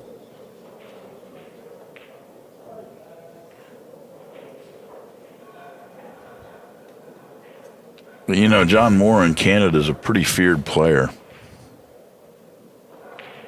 I think anywhere he'd be a feared player. Well, yeah, but I'm just saying. I'm sure Canada's very proud of him. Well, he missed it. And Corteza's going to have an open shot at the 2 in the corner. Might be a little difficult to get on the 3 from here.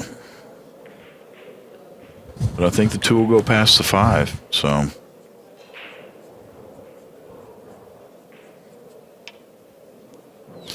One thing I noticed, now I don't play on the 10 footer all the time. I played a little bit growing up on one, but the angles seem to be so much flatter, when the balls come out, because of the length.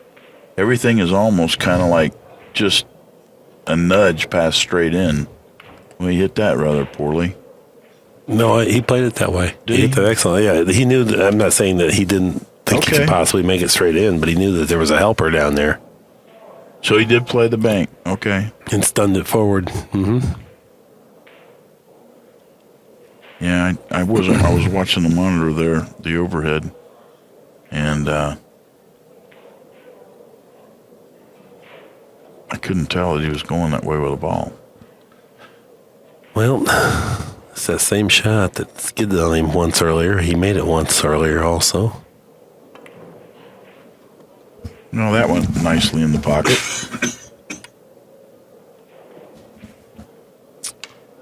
But he's hooked himself.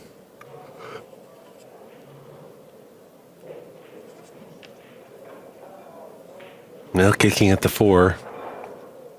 The only question, velocity. Yeah. Velocity and rewarded. Solid hit. It did get rewarded. Look at the shape he's going to get on the 5. Pays to hit him. The lime 6 on the opposite end of the table. Looks to be able to go past the 9 ball. I sensed a lot of frustration in that last kick shot, with him getting hooked. But I'm telling you, with a roll like that, man, oh man. This will tie it up, too, if he can get out. 7-7, race to 4. Have to draw back, get position on the robin's egg colored 7 ball.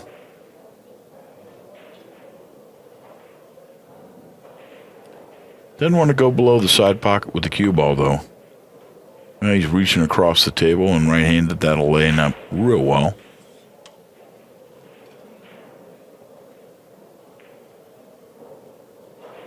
Come 3 rails around to get on the 8 and the side. What do you think? I think just one cushion across. Yeah. Wouldn't have minded hitting that a little thicker, though. He did overcut it slightly, and that makes this just a little bit more difficult. He's left himself a nice angle to get on the 9, though. Yeah, position on the 9 won't be a big issue. No, just pocket the 8. Yeah, he won't be able to get in there with as much control as he might have liked. Uh-oh, side pocket. I think he's beyond it. Yep. So he's not close to the 9, but 9's close enough to the pocket that he should be able to handle it. No problem. Big rack here.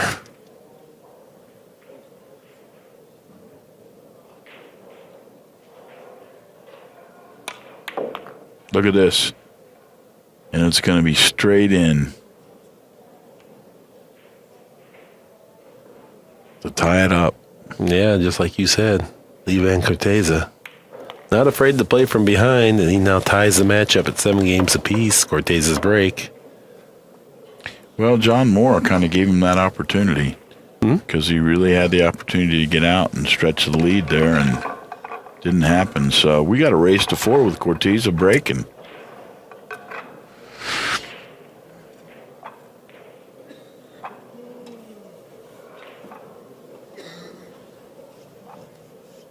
So I would like to ask you, when they contacted you about the Moscone Cup, they involve you in the team selection to any great degree? This is a first ever, but I'm going to have a great deal of input into the selection, and I think barring something that would be outlandish, they would go along with it. Great. Yeah. Well, then we expect to win, Mark. Don't we all? Okay, Corteza the break, 7-7. This is reduced down to just a match that's raced to 4 now. Nicely done. And he's got a shot on the 1.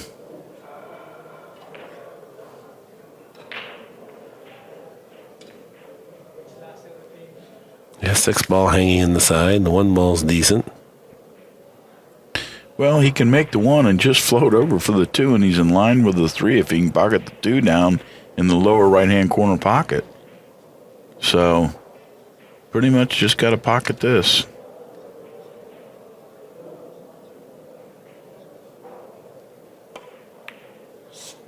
And he's failed to do that. And I don't think John Morra is going to have a problem.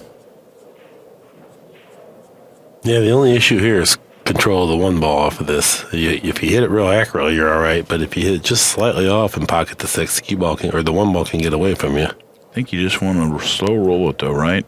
Yeah. Oh, look at this. He's missed it entirely. Oh, my goodness.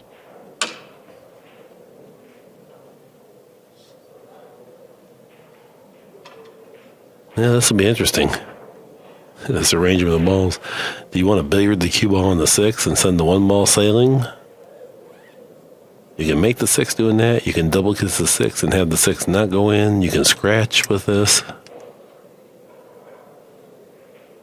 You could kick at the 1 also, if you were so inclined. If you felt real confident about hitting it.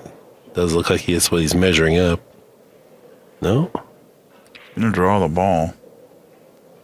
Maybe banking. Oh boy, playing everything. Well. He's really left himself in a difficult spot by hitting the balls that hard. Now, he took a great opportunity there to pocket everything, and he kind of had to do it to get the cue ball safe from scratching like you called. But he's going to have to shoot the bank here if he wants to go on with this. Straight back underneath him.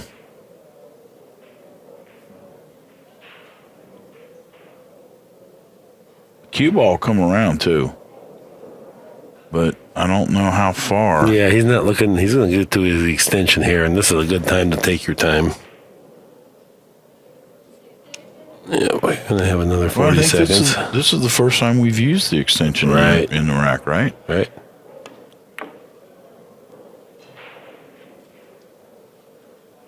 Well, he got safe. Yeah, that's a great shot. Good decision. 2 cushion to the long rail for safe. That's a rotation shot. Doesn't come up much in 9 ball and 10 ball.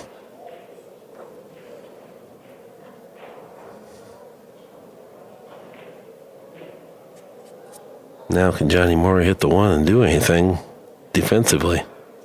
If he could go rail first, maybe.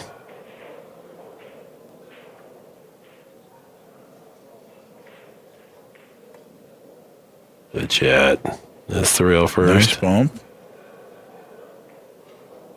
Boy, that was close when it came to the corner. Yeah, if he hits it just a fraction fuller, though, he can get behind the 8, 1 cushion rather than down on 3 cushions. So it was just a whisker, a difference of being a complete winner versus just a legal hit.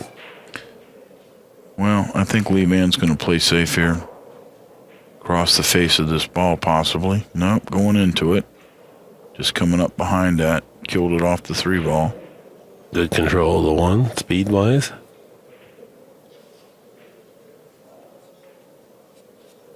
Johnny Morra can probably twirl the cue ball a little bit or hit it directly. It's not going to require a whole lot. He can also kick. It looks like he's trying to decide which he favors or fancies the most. The kick has the greatest likelihood of success in terms of possibly pocketing something and distance. 2 cushions. He would like to hit this.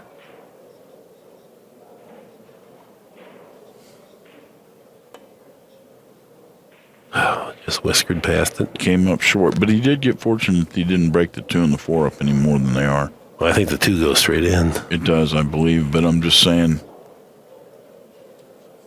always nice when you got a little bit longer area to aim. You know, getting over to the 3, like, for example. But you're right, it ain't going to make any difference with ball in hand.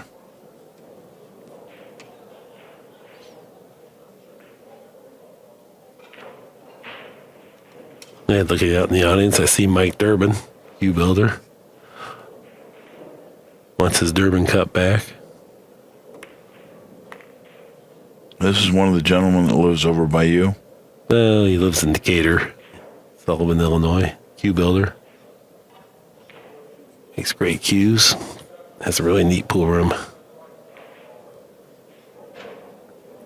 Well, does he have too much angle to go straight ahead? Then he has to stun down. This is kind of one of those stun shots that Lee Vann's, it's kind of his specialty. Oh, he was able to hold it just to cut it in. Okay.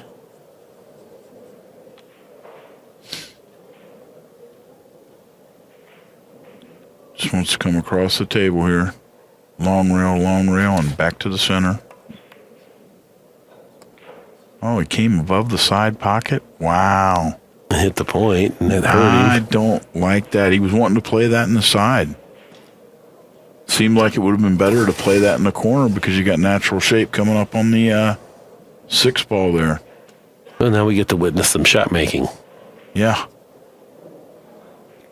Well, the 10 ball's kind of in the way, though, if you're trying to draw the end rail off of this. Yeah, I don't think you can draw. I don't think this is all He's just gonna have to load it cut up, it in. yeah. No, I don't think you can load it up. You just got to cut it in and take what you get. Well, the bottom of the pit. Yep. Yep. So That's the problem with that. You get to give John Moore a ball in hand. Oh, man, ball in hand with 3 balls on the table. Okay.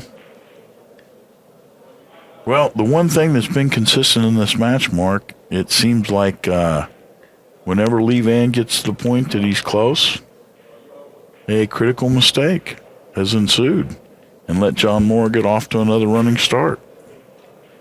You think that'll be the way this goes now? Looks like he's going to get this game. And be breaking in the next. Certainly have some momentum his way.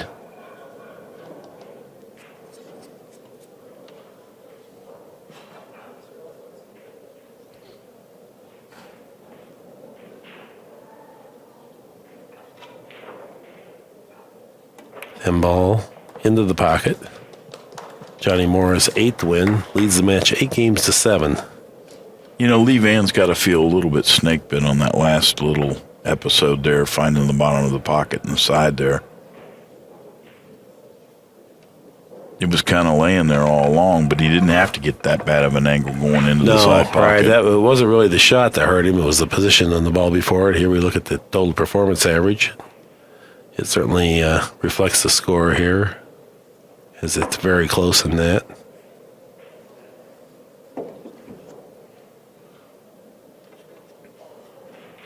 And as you suggested, the guy who's pocketed the most balls by 2 is John Moore, and he's winning. So it is close. In game and ball pocketed count. Well, let's hope he learned something from his last little break in the scratch in the side. Bouncing the ball off the table. Yeah, that's a good square hit. A couple of mistakes. Much flatter than it had been. Well, Lee Vann's coming to the table. No, I think he made one, didn't he? 4 or 5? Yeah, he did. He did. Yeah. He did. So I'm wrong.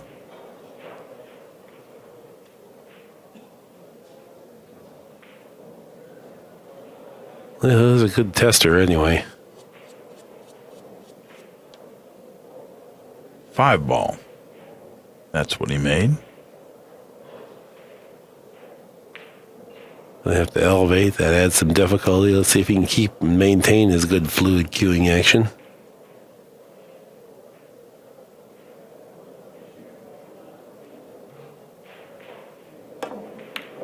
Gorgeous shot there, Billy. Straight as an arrow, too. Yeah, that's a world-class pool right there, my friend. And he pounded a little bit to get the shape on the 2. All right.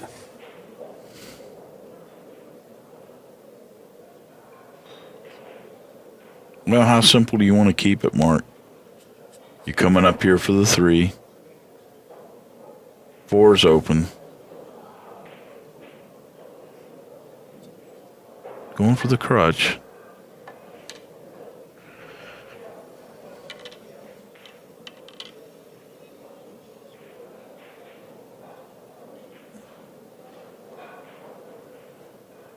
Just 2 cushions around? Is that it? Yeah, 2 cushions around to the center. What's nice speed, too, with the bridge. Very nicely done there. Morra isn't really in a bad position here on this run out. We got the 7 ball, is it? Over here by the side pocket? Next to the 9 and 8, yeah. So, I mean, everything's laying. But the 7 doesn't go anywhere. Well, it will go cross side. Oh, okay. Yeah, that's true. He might be able to develop it, though. If he has an angle here, yeah, he can attack that. He can either attack the 9 or the 7 right here, or he can play position to come off the 6 and attack the 7. You know, if you get the right angle, which is the angle the cue ball's in right now, when you shoot that 7 cross side, you can stop right there on the 9, Mark.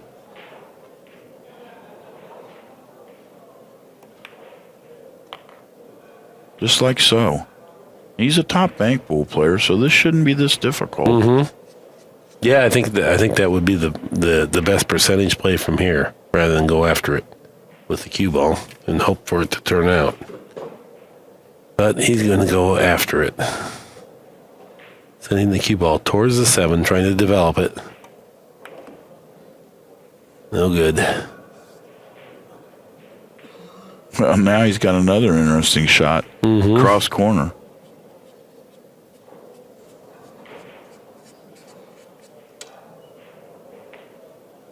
This lay's almost natural, just the way it sits right on the table now. Hit this with low and fire it, and just sit right there. Yeah, you can get a 4-cushion safety with the 6 ball if you can stop it there and use the 8 as a potential blocker, too. Could play safe. I'm saying a 2-way shot cross corner and then try to go 4 rails with that. If you miss. Don't want to go short. Oh, boy, what a hit. What a shot. Now back and forth. That was pretty good nerve there because that was all out to make. Man, leaning over this table, though, this shot is just rough as can be. Yeah.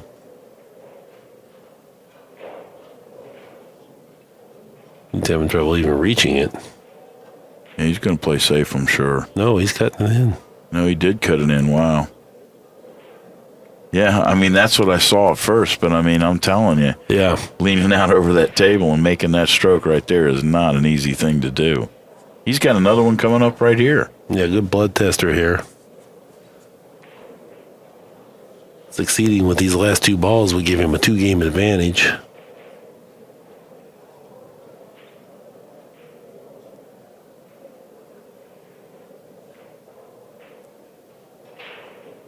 Big shot here. That's Great all shot. hard. Yeah. All Great hard. shot. Did not try to overdo it. Nice, smooth transition. Everything I said about his game is making me look good. Yeah, he's having to fight his way through this rack. Well, that was a very tough rack. Oh, that's a great conversion there. Johnny Morra leads now 9 games to 7.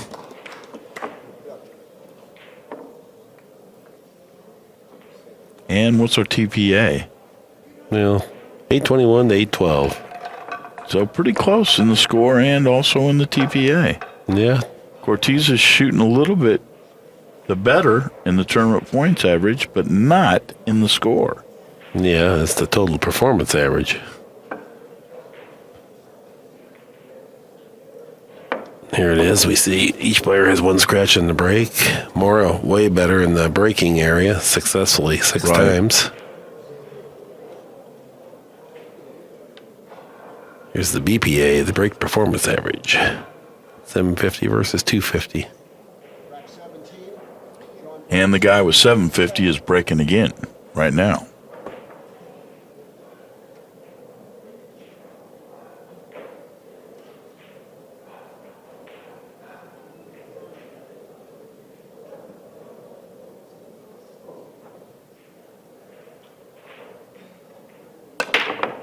Ooh, cue ball got away, and It flew all the way from the head ball to the rail. I mean, it was close to coming off the table. Very close. And he didn't make anything. I don't know that he left much either. No, I don't think he did. And I think we might see your push here. I don't know. He may be able to see right through there, though, between the 2 and the 3, and see the ball full. If he can, he's probably got a shot at going after the 5. Let's see if he plays it that way. Good call, Billy. Got them both. Didn't mean to get them both. Yeah, I don't know that was exactly what he was hoping for there. I think he wanted to leave the ball on the table. Yeah, I think he probably did. I think I'll just play safe on myself here. Yeah, no, I don't think he meant to play safe. If he'd have come out with a shot on the 2, I'd have said the same thing. Boy, that. He's got to feel a little snake bit. I mean, he's been in tough action all time. But look at this. There's a good roll. Okay, he deserves it. This is twice he's kicked a ball in like this. Oh, my goodness. Yeah, pays to hit him. No doubt about that. Just when I say he's got to feel snake bit, that. Caught a break, yeah. Yeah, he did. Well, he kicked a couple in earlier, too. So. It's all in good fun here. Well, John Morra is a great sport, too.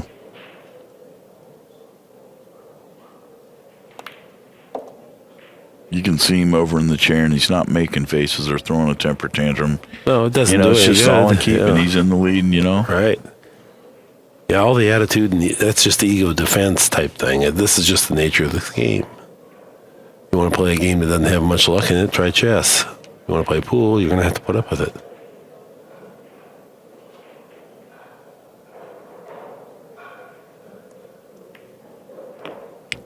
Well, that's the first time I've heard you sound like a coach, Mark. You remind me of a high school football coach with that statement. You want to play a game that has a little bit of luck in it? Oh, well.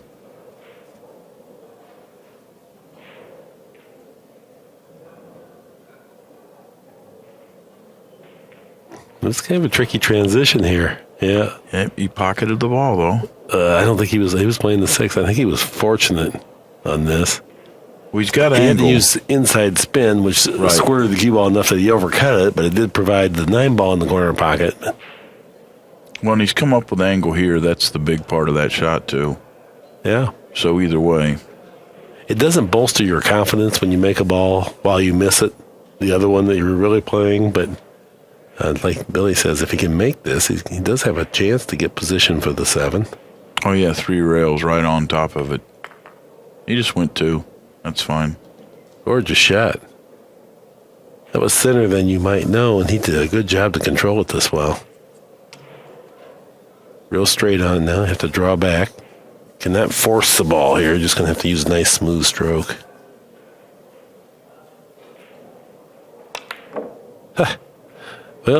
Well, you know what? That was a good call on your part, though, Mark, because you saw the potential for that right from the beginning. I'm very surprised by that. I don't know why he would not just draw back. He only had to come back a foot or two to be really pretty good. Wouldn't be optimum, but as good of a shot maker as he is.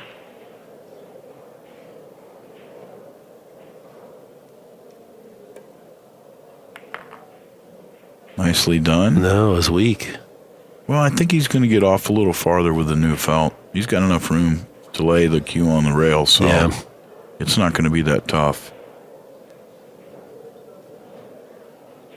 Just wants to pocket this and get across the table. Just nice slide across the table. Yeah, that's the one that breaks down your cueing action. Can you stay smooth, Johnny Morra? And he did. Oh, he flinched a little. Yeah, if you watch back on that, his head definitely moved as he delivered. A little bit uncharacteristic, too. Earlier I was saying how still he stays, and there's the first one he really broke a little bit. He's got a nice angle here to pocket this 10. Thin hit, super long bridge. And he will be on the hill. No. Oh, very, very ugly. Across side bank now. Lee Van. Boy, he moved on that. Did you see that? Were you watching? I saw it on the shot before. I was not watching it there. I was noticing how long his bridge was, though. I thought that was excessive. Well, I mean, that just goes to show you how big this table is. You know, leaning out there and letting it all go. What a big turnaround there as Lee Van Corteza makes a nice bank shot. Pulls himself within a game, trails in the match 9-8, but all kinds of momentum shifts. Boy, I'm telling you. Corteza's way. Well, I mean, he's got to feel fortunate to be in it at this point. 100%. I mean, you know, Yeah. Morra should have been on the hill. And Lee Van facing a 3-game deficit. Instead, it's 9-8 and him breaking. Yeah, big difference. Big difference. Yeah, and I mean, you remember from your tournament days, when you miss a ball like that, doesn't it always cost you 2? Well, it turns matches around for sure. It empowers your opponent and diminishes your confidence. Now you got to, I mean, with these guys, a lot of times you have to fight for an opportunity. You don't just get opportunities. Yeah, exactly right. And so what happens now, in general, is that not only do you lose that previous game, he makes a ball in the break, gets a shot, plays a good safety. Now you're back up kicking, you know. Well, It didn't happen that way, but it didn't this time, but I do agree. A lot of times it does happen exactly like that.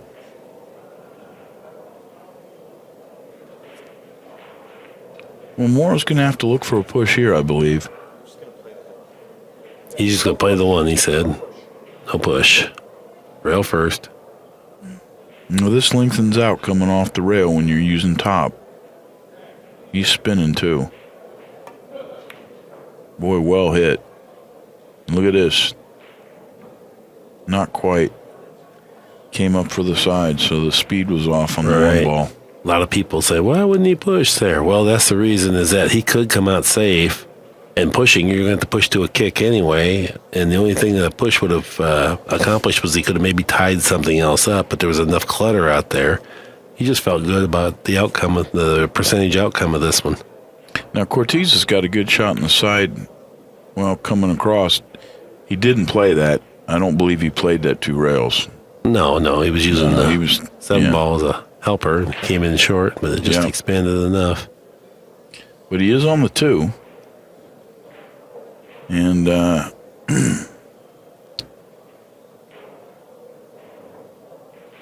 for all the world, it looks like he can get pretty easily up to the 6. You know, once he's past that 4-5, you know, but with the 8 tied up like that, that's tough as well. Well, he's hit the 3. That was another pretty fortuitous roll. He may even have the angle to go 2 rails and get behind the 4. He's going to take a look at that 4 because it definitely goes in the corner. Now, here's a question mark. Look at the 8-9. You're going to have to do something with that. I'm not even sure what he's going to be able to do with the 4. I guess he can go back past the 10 with the 4.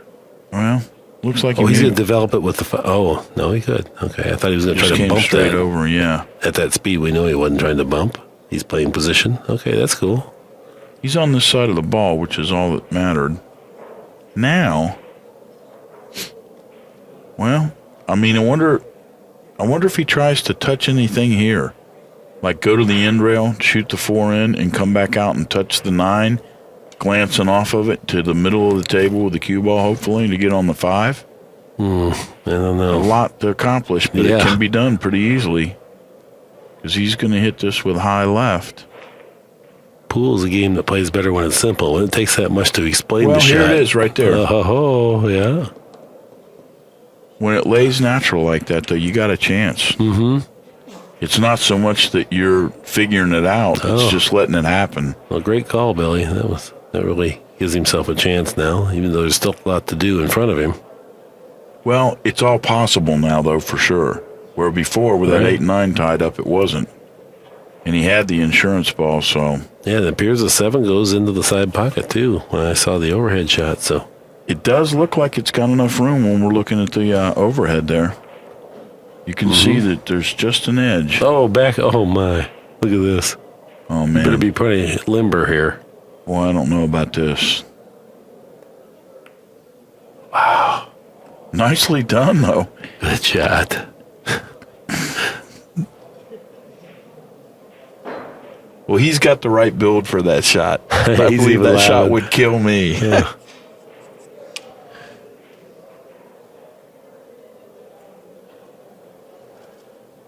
Well, you got to come with 2 more, kiddo. This one and the next one, you should be there.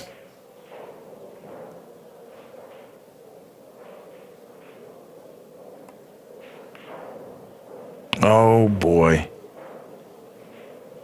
Wow. Those are deep shelves on the pockets, so Oh, I mean, big you turn can't of say a events thing about there. it. Yeah. Big turn of events.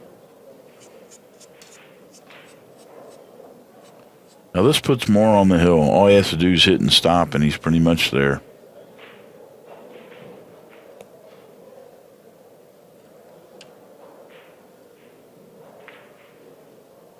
Well, I did not expect to see that. And that was a tough shot. I mean, obviously, you know, with the Yeah. he shot that into the facing on purpose. No, it didn't go freely. You had to make a good shot. It was a much smaller pocket than you might imagine from that angle. So it wasn't as open as I thought maybe it once was. And Morra just draw down to the 10 ball, and he goes to the hill with a 2-game lead.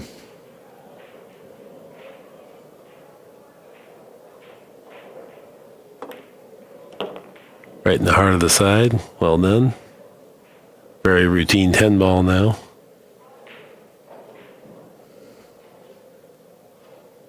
And Johnny Morra needs one game to win, and will be breaking. Well, this is the last time we're going to see Morra's break in this match.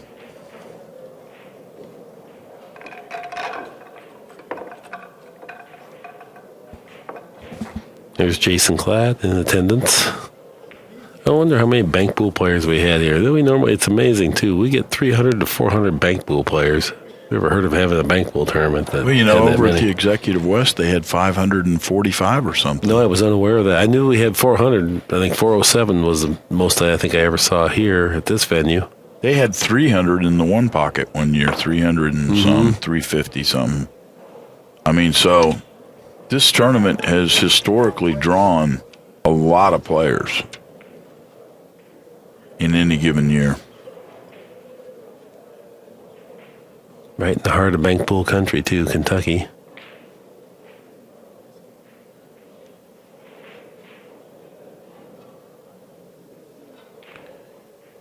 Johnny Morra would love to make a ball in the break here.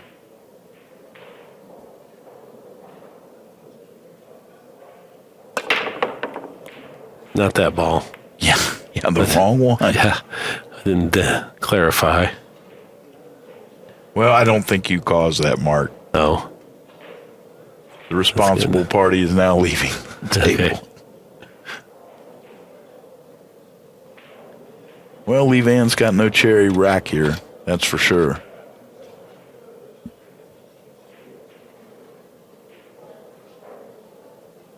Yeah, it'll take surgical precision to get through it. They are doable. Be a pretty run out under the pressure. Well, the one ball, he's looking at that and thinking, what am I going to do? I'm going to shoot it here. And No, he can play a stop shot safety here. So just pocket the 10, take a chance, and just park the cue ball right next to the object ball there. 6 ball.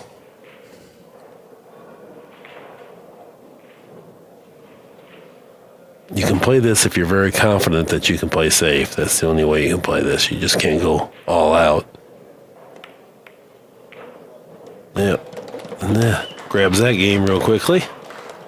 very nicely done. Finds himself one game behind now, 10-9. And, you know, as we saw when we saw the break average, Lee Vann is really suffering Yeah. at the head of the table. Yeah. You know, there was a big difference in the numbers there. And that's got to be frustrating right now. At this point, you need a strong break, and you need to come up with some momentum from the break. Right. Yeah, it's so hard to beat world-class players without a dynamite break. Well, and, you know, you were talking about the mental aspect of, you know, having that skid early on. Well, there's a mental aspect to this, too. When you haven't been successful at the head of the table and you're standing up there and trying to get results, it really is frustrating.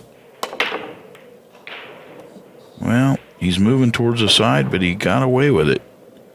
And looks like he may have just got the last turn of the 4, got him in front of the 1. So he's hooked behind the 4 ever so slightly, it looks like. Now let's see which way he tries to come at it.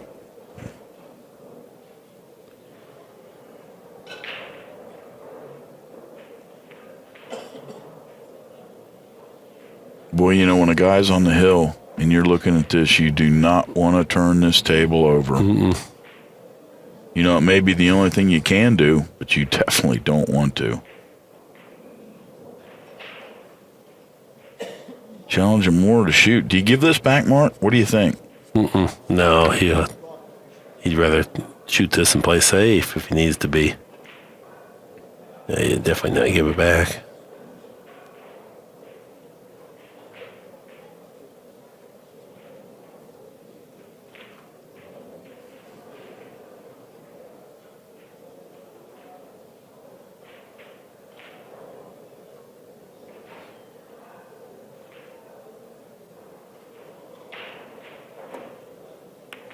Look at that heart of the pocket. Nicely done. 3 ball, he says. Brush on Got by around there. it. Going to be rewarded for a great shot now.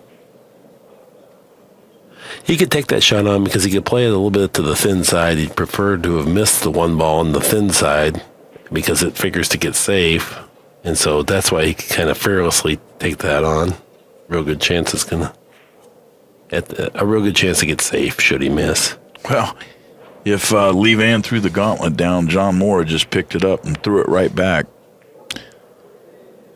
Now it's a question of does he get all the way out or not. And I don't see any reason for him not to, Mark. You know what? Looking at that table, 4 to the 5 is kind of it.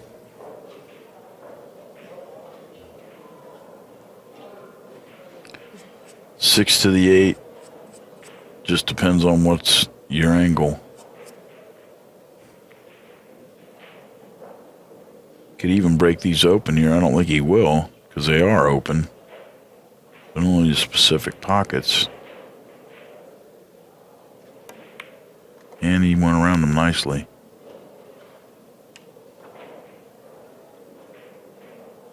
Good angle there. The lime 6 ball is right next to the 5 down there, so. Yeah, it's 6 to the 8's the transition, and if he stays on a line where he stopped when he pocketed the 5 in the corner down there, shot 6 in the same corner, he's coming right over for the 8. Nah, he went above it. He's playing on the side. Wow. Yeah, super. I just saw him smile just out of the corner of his mouth there. I think he's real confident this rack's over. Shot's going to be the next one, though. That's the one that controls these 4 balls that are going to be left on the table. Perfect. Got position. that angle, yeah. Perfect. Now you can go 1 cushion rather than float. Definitely want to release from the side cushion rather than try to gauge your speed. Yeah, I mean, he does have to get up for the 9, so...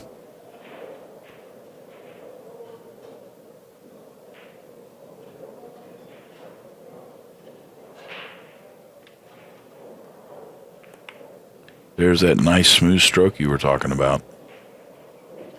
And look at the angle he's got.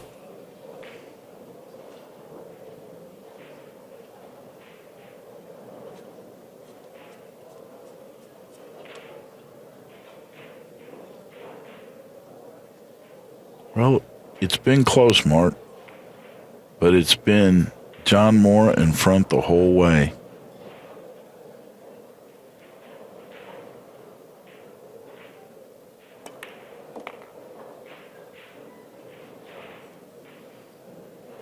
Didn't try to overdo anything there. Comes over, checks his line to the pocket on the 9 ball. And you know what? This may shape up to finish off to be one of those matches that's one of the unusual matches with the tournament point average and who wins the event. Very long bridge again. Oh, no. Drilled it, center of the pocket, and did not overdo position play. Well No, done. but he is leaning over the table a little bit. You know, on a 10-footer, this is going to take a little bit of stretch. And that's got to be frustrating. You know, you'd like to have this shot be straight in. Well, just came out enough that he's nice and natural, so.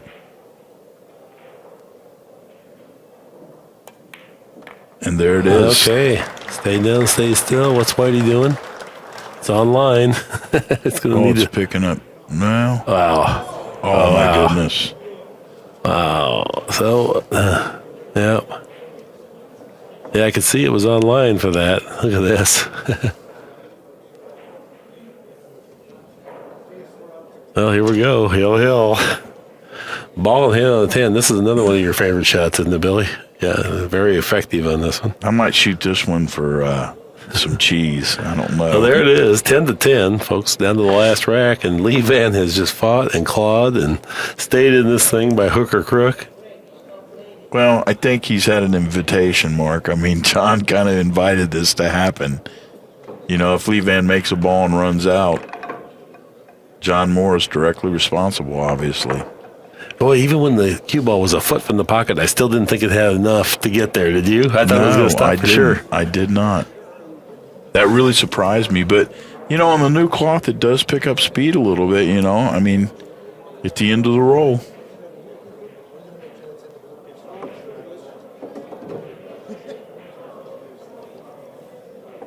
Each have 2 extensions. Okay, they get 2 extensions here now. Each have 2 extensions. This rack.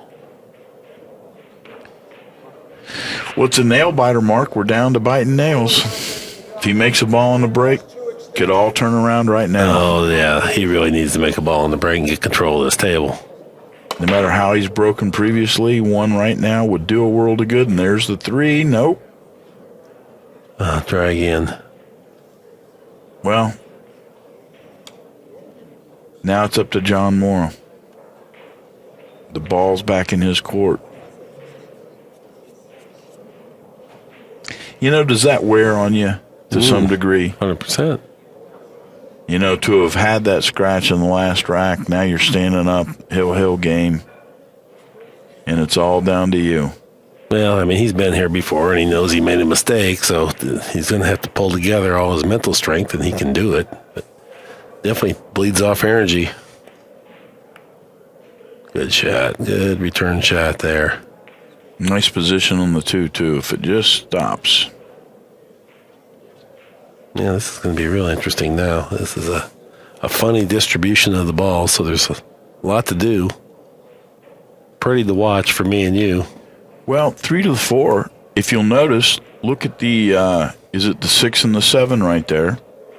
So 2 to the 3, get a little bit of angle, and just come right straight across the table there to the 4. And he might be able to go into him, and he's got the 5 sitting right there. That's what I'd try to do. Try to shoot that 4 on the side and just bump the 7 ball. No, I don't think he should do that. I think you're better off to play a pre-planned safety, because trying to bump that 7 ball with cue ball, you can scratch, you can retie him up, you can't go in there with power. Well, maybe they're lined up for the corner pocket too, the 6-7. No, they're reversed. You'd have to play a 3-ball combination. Okay, if you're gotcha. Now, if he gets the right angle on the 5, he could go after it and try to break it out, because there's a real good chance he could still play safe if he failed that. But Well, he's looking at shooting the 5 in the same pocket, possibly. right. Right, and he could possibly get the angle to break him out, or he could play safe, and that's what I'm saying. He doesn't have to do anything crazy. He can just go ahead and get positioned to play a pre-planned safety on the 6 because it's so close to the 7. You might really lock somebody up there. Yeah, that's a good call. He didn't quite get there. No, he did not get there. So now we'll see the safety probably for sure.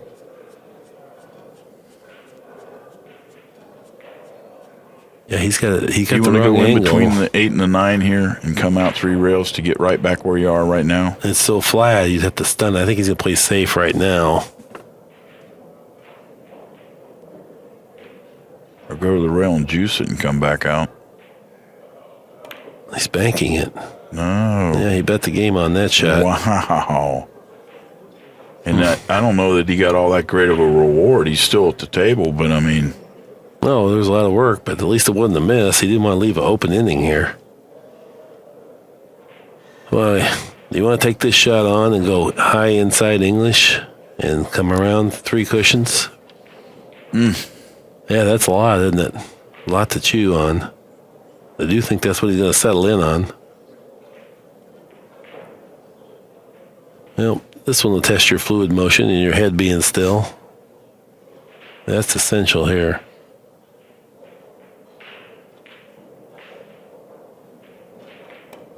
Yeah, he lunged There in it a is. little bit. Oh, my Hit it goodness. good, too. Hit it good Yeah. and missed the scratch. Yeah, I mean, getting to the side pocket on this slick cloth, he hit that good. Yeah, he did. Head moved a little bit, too, Billy. Boy, this is tough, man. Oh, super tough shot. This is the shot that he missed on the 10 ball to win the match, right? Yep. Yeah. The first time.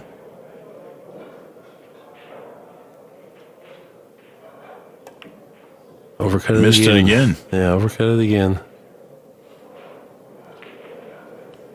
And I'll leave in. Corteza has a bank. Yeah, he could go after it. Whatever he chooses, you can't fault him. He was unfortunate to get back to the table. In a And the hill-hill safeties- match, though, what do you do here? Do you play safe or do you go for it? If Lee Van could get the 7 ball to the center of the end rail and get the cue ball distance-wise, I wouldn't object to playing safe. Right. The bank is almost a win or lose proposition. It's all in, Mark. You're Yeah. right.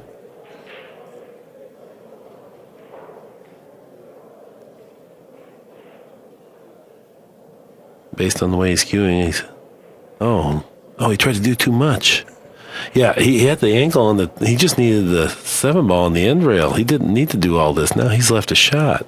Here, you would have been better off to prioritize the object ball. Right. Because it doesn't bank past the 8 anyway, and then maybe you come back to the table next time with a little better distribution, but now he might not get to come back to the table. Years ago, I had a friend who was playing it safe like that. And I told him, I said, look, one or the other 100%. Yeah, right. Just pick your ball, whether it's going to be object ball or cue ball, but play it 100% and forget about the other end of the shot. Right. Hey, you plan for it, and then you let that part of it go, and you prioritize one or the other, not both.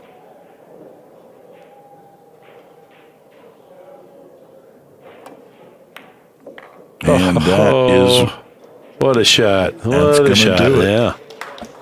providing he can just hold it together and get these 3 balls off the table. He needs a stop shot here. I didn't think this match would go quite this way. I really thought somebody would take control and just take it on out. So that's how we're going to have to finish. Take control and get it on out.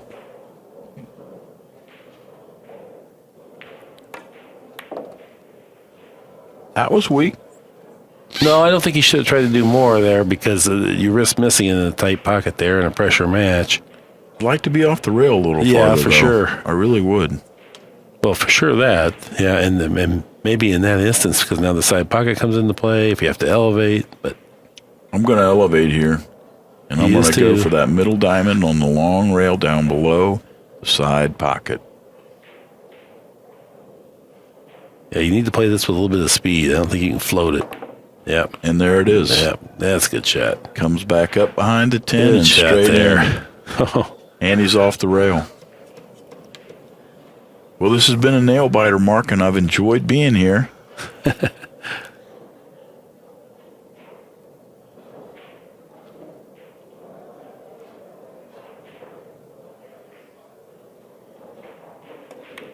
Oh, and for the second time, John Morris sinks the winning ball here. This time he didn't scratch. And, well, once again, the story was unforced errors, I guess. So this has been an Accu-Stats production, the worldwide leader in billiards broadcasting. On behalf of Mark Wilson and Billy Gibbs, so long for just a while. Oscar Dominguez.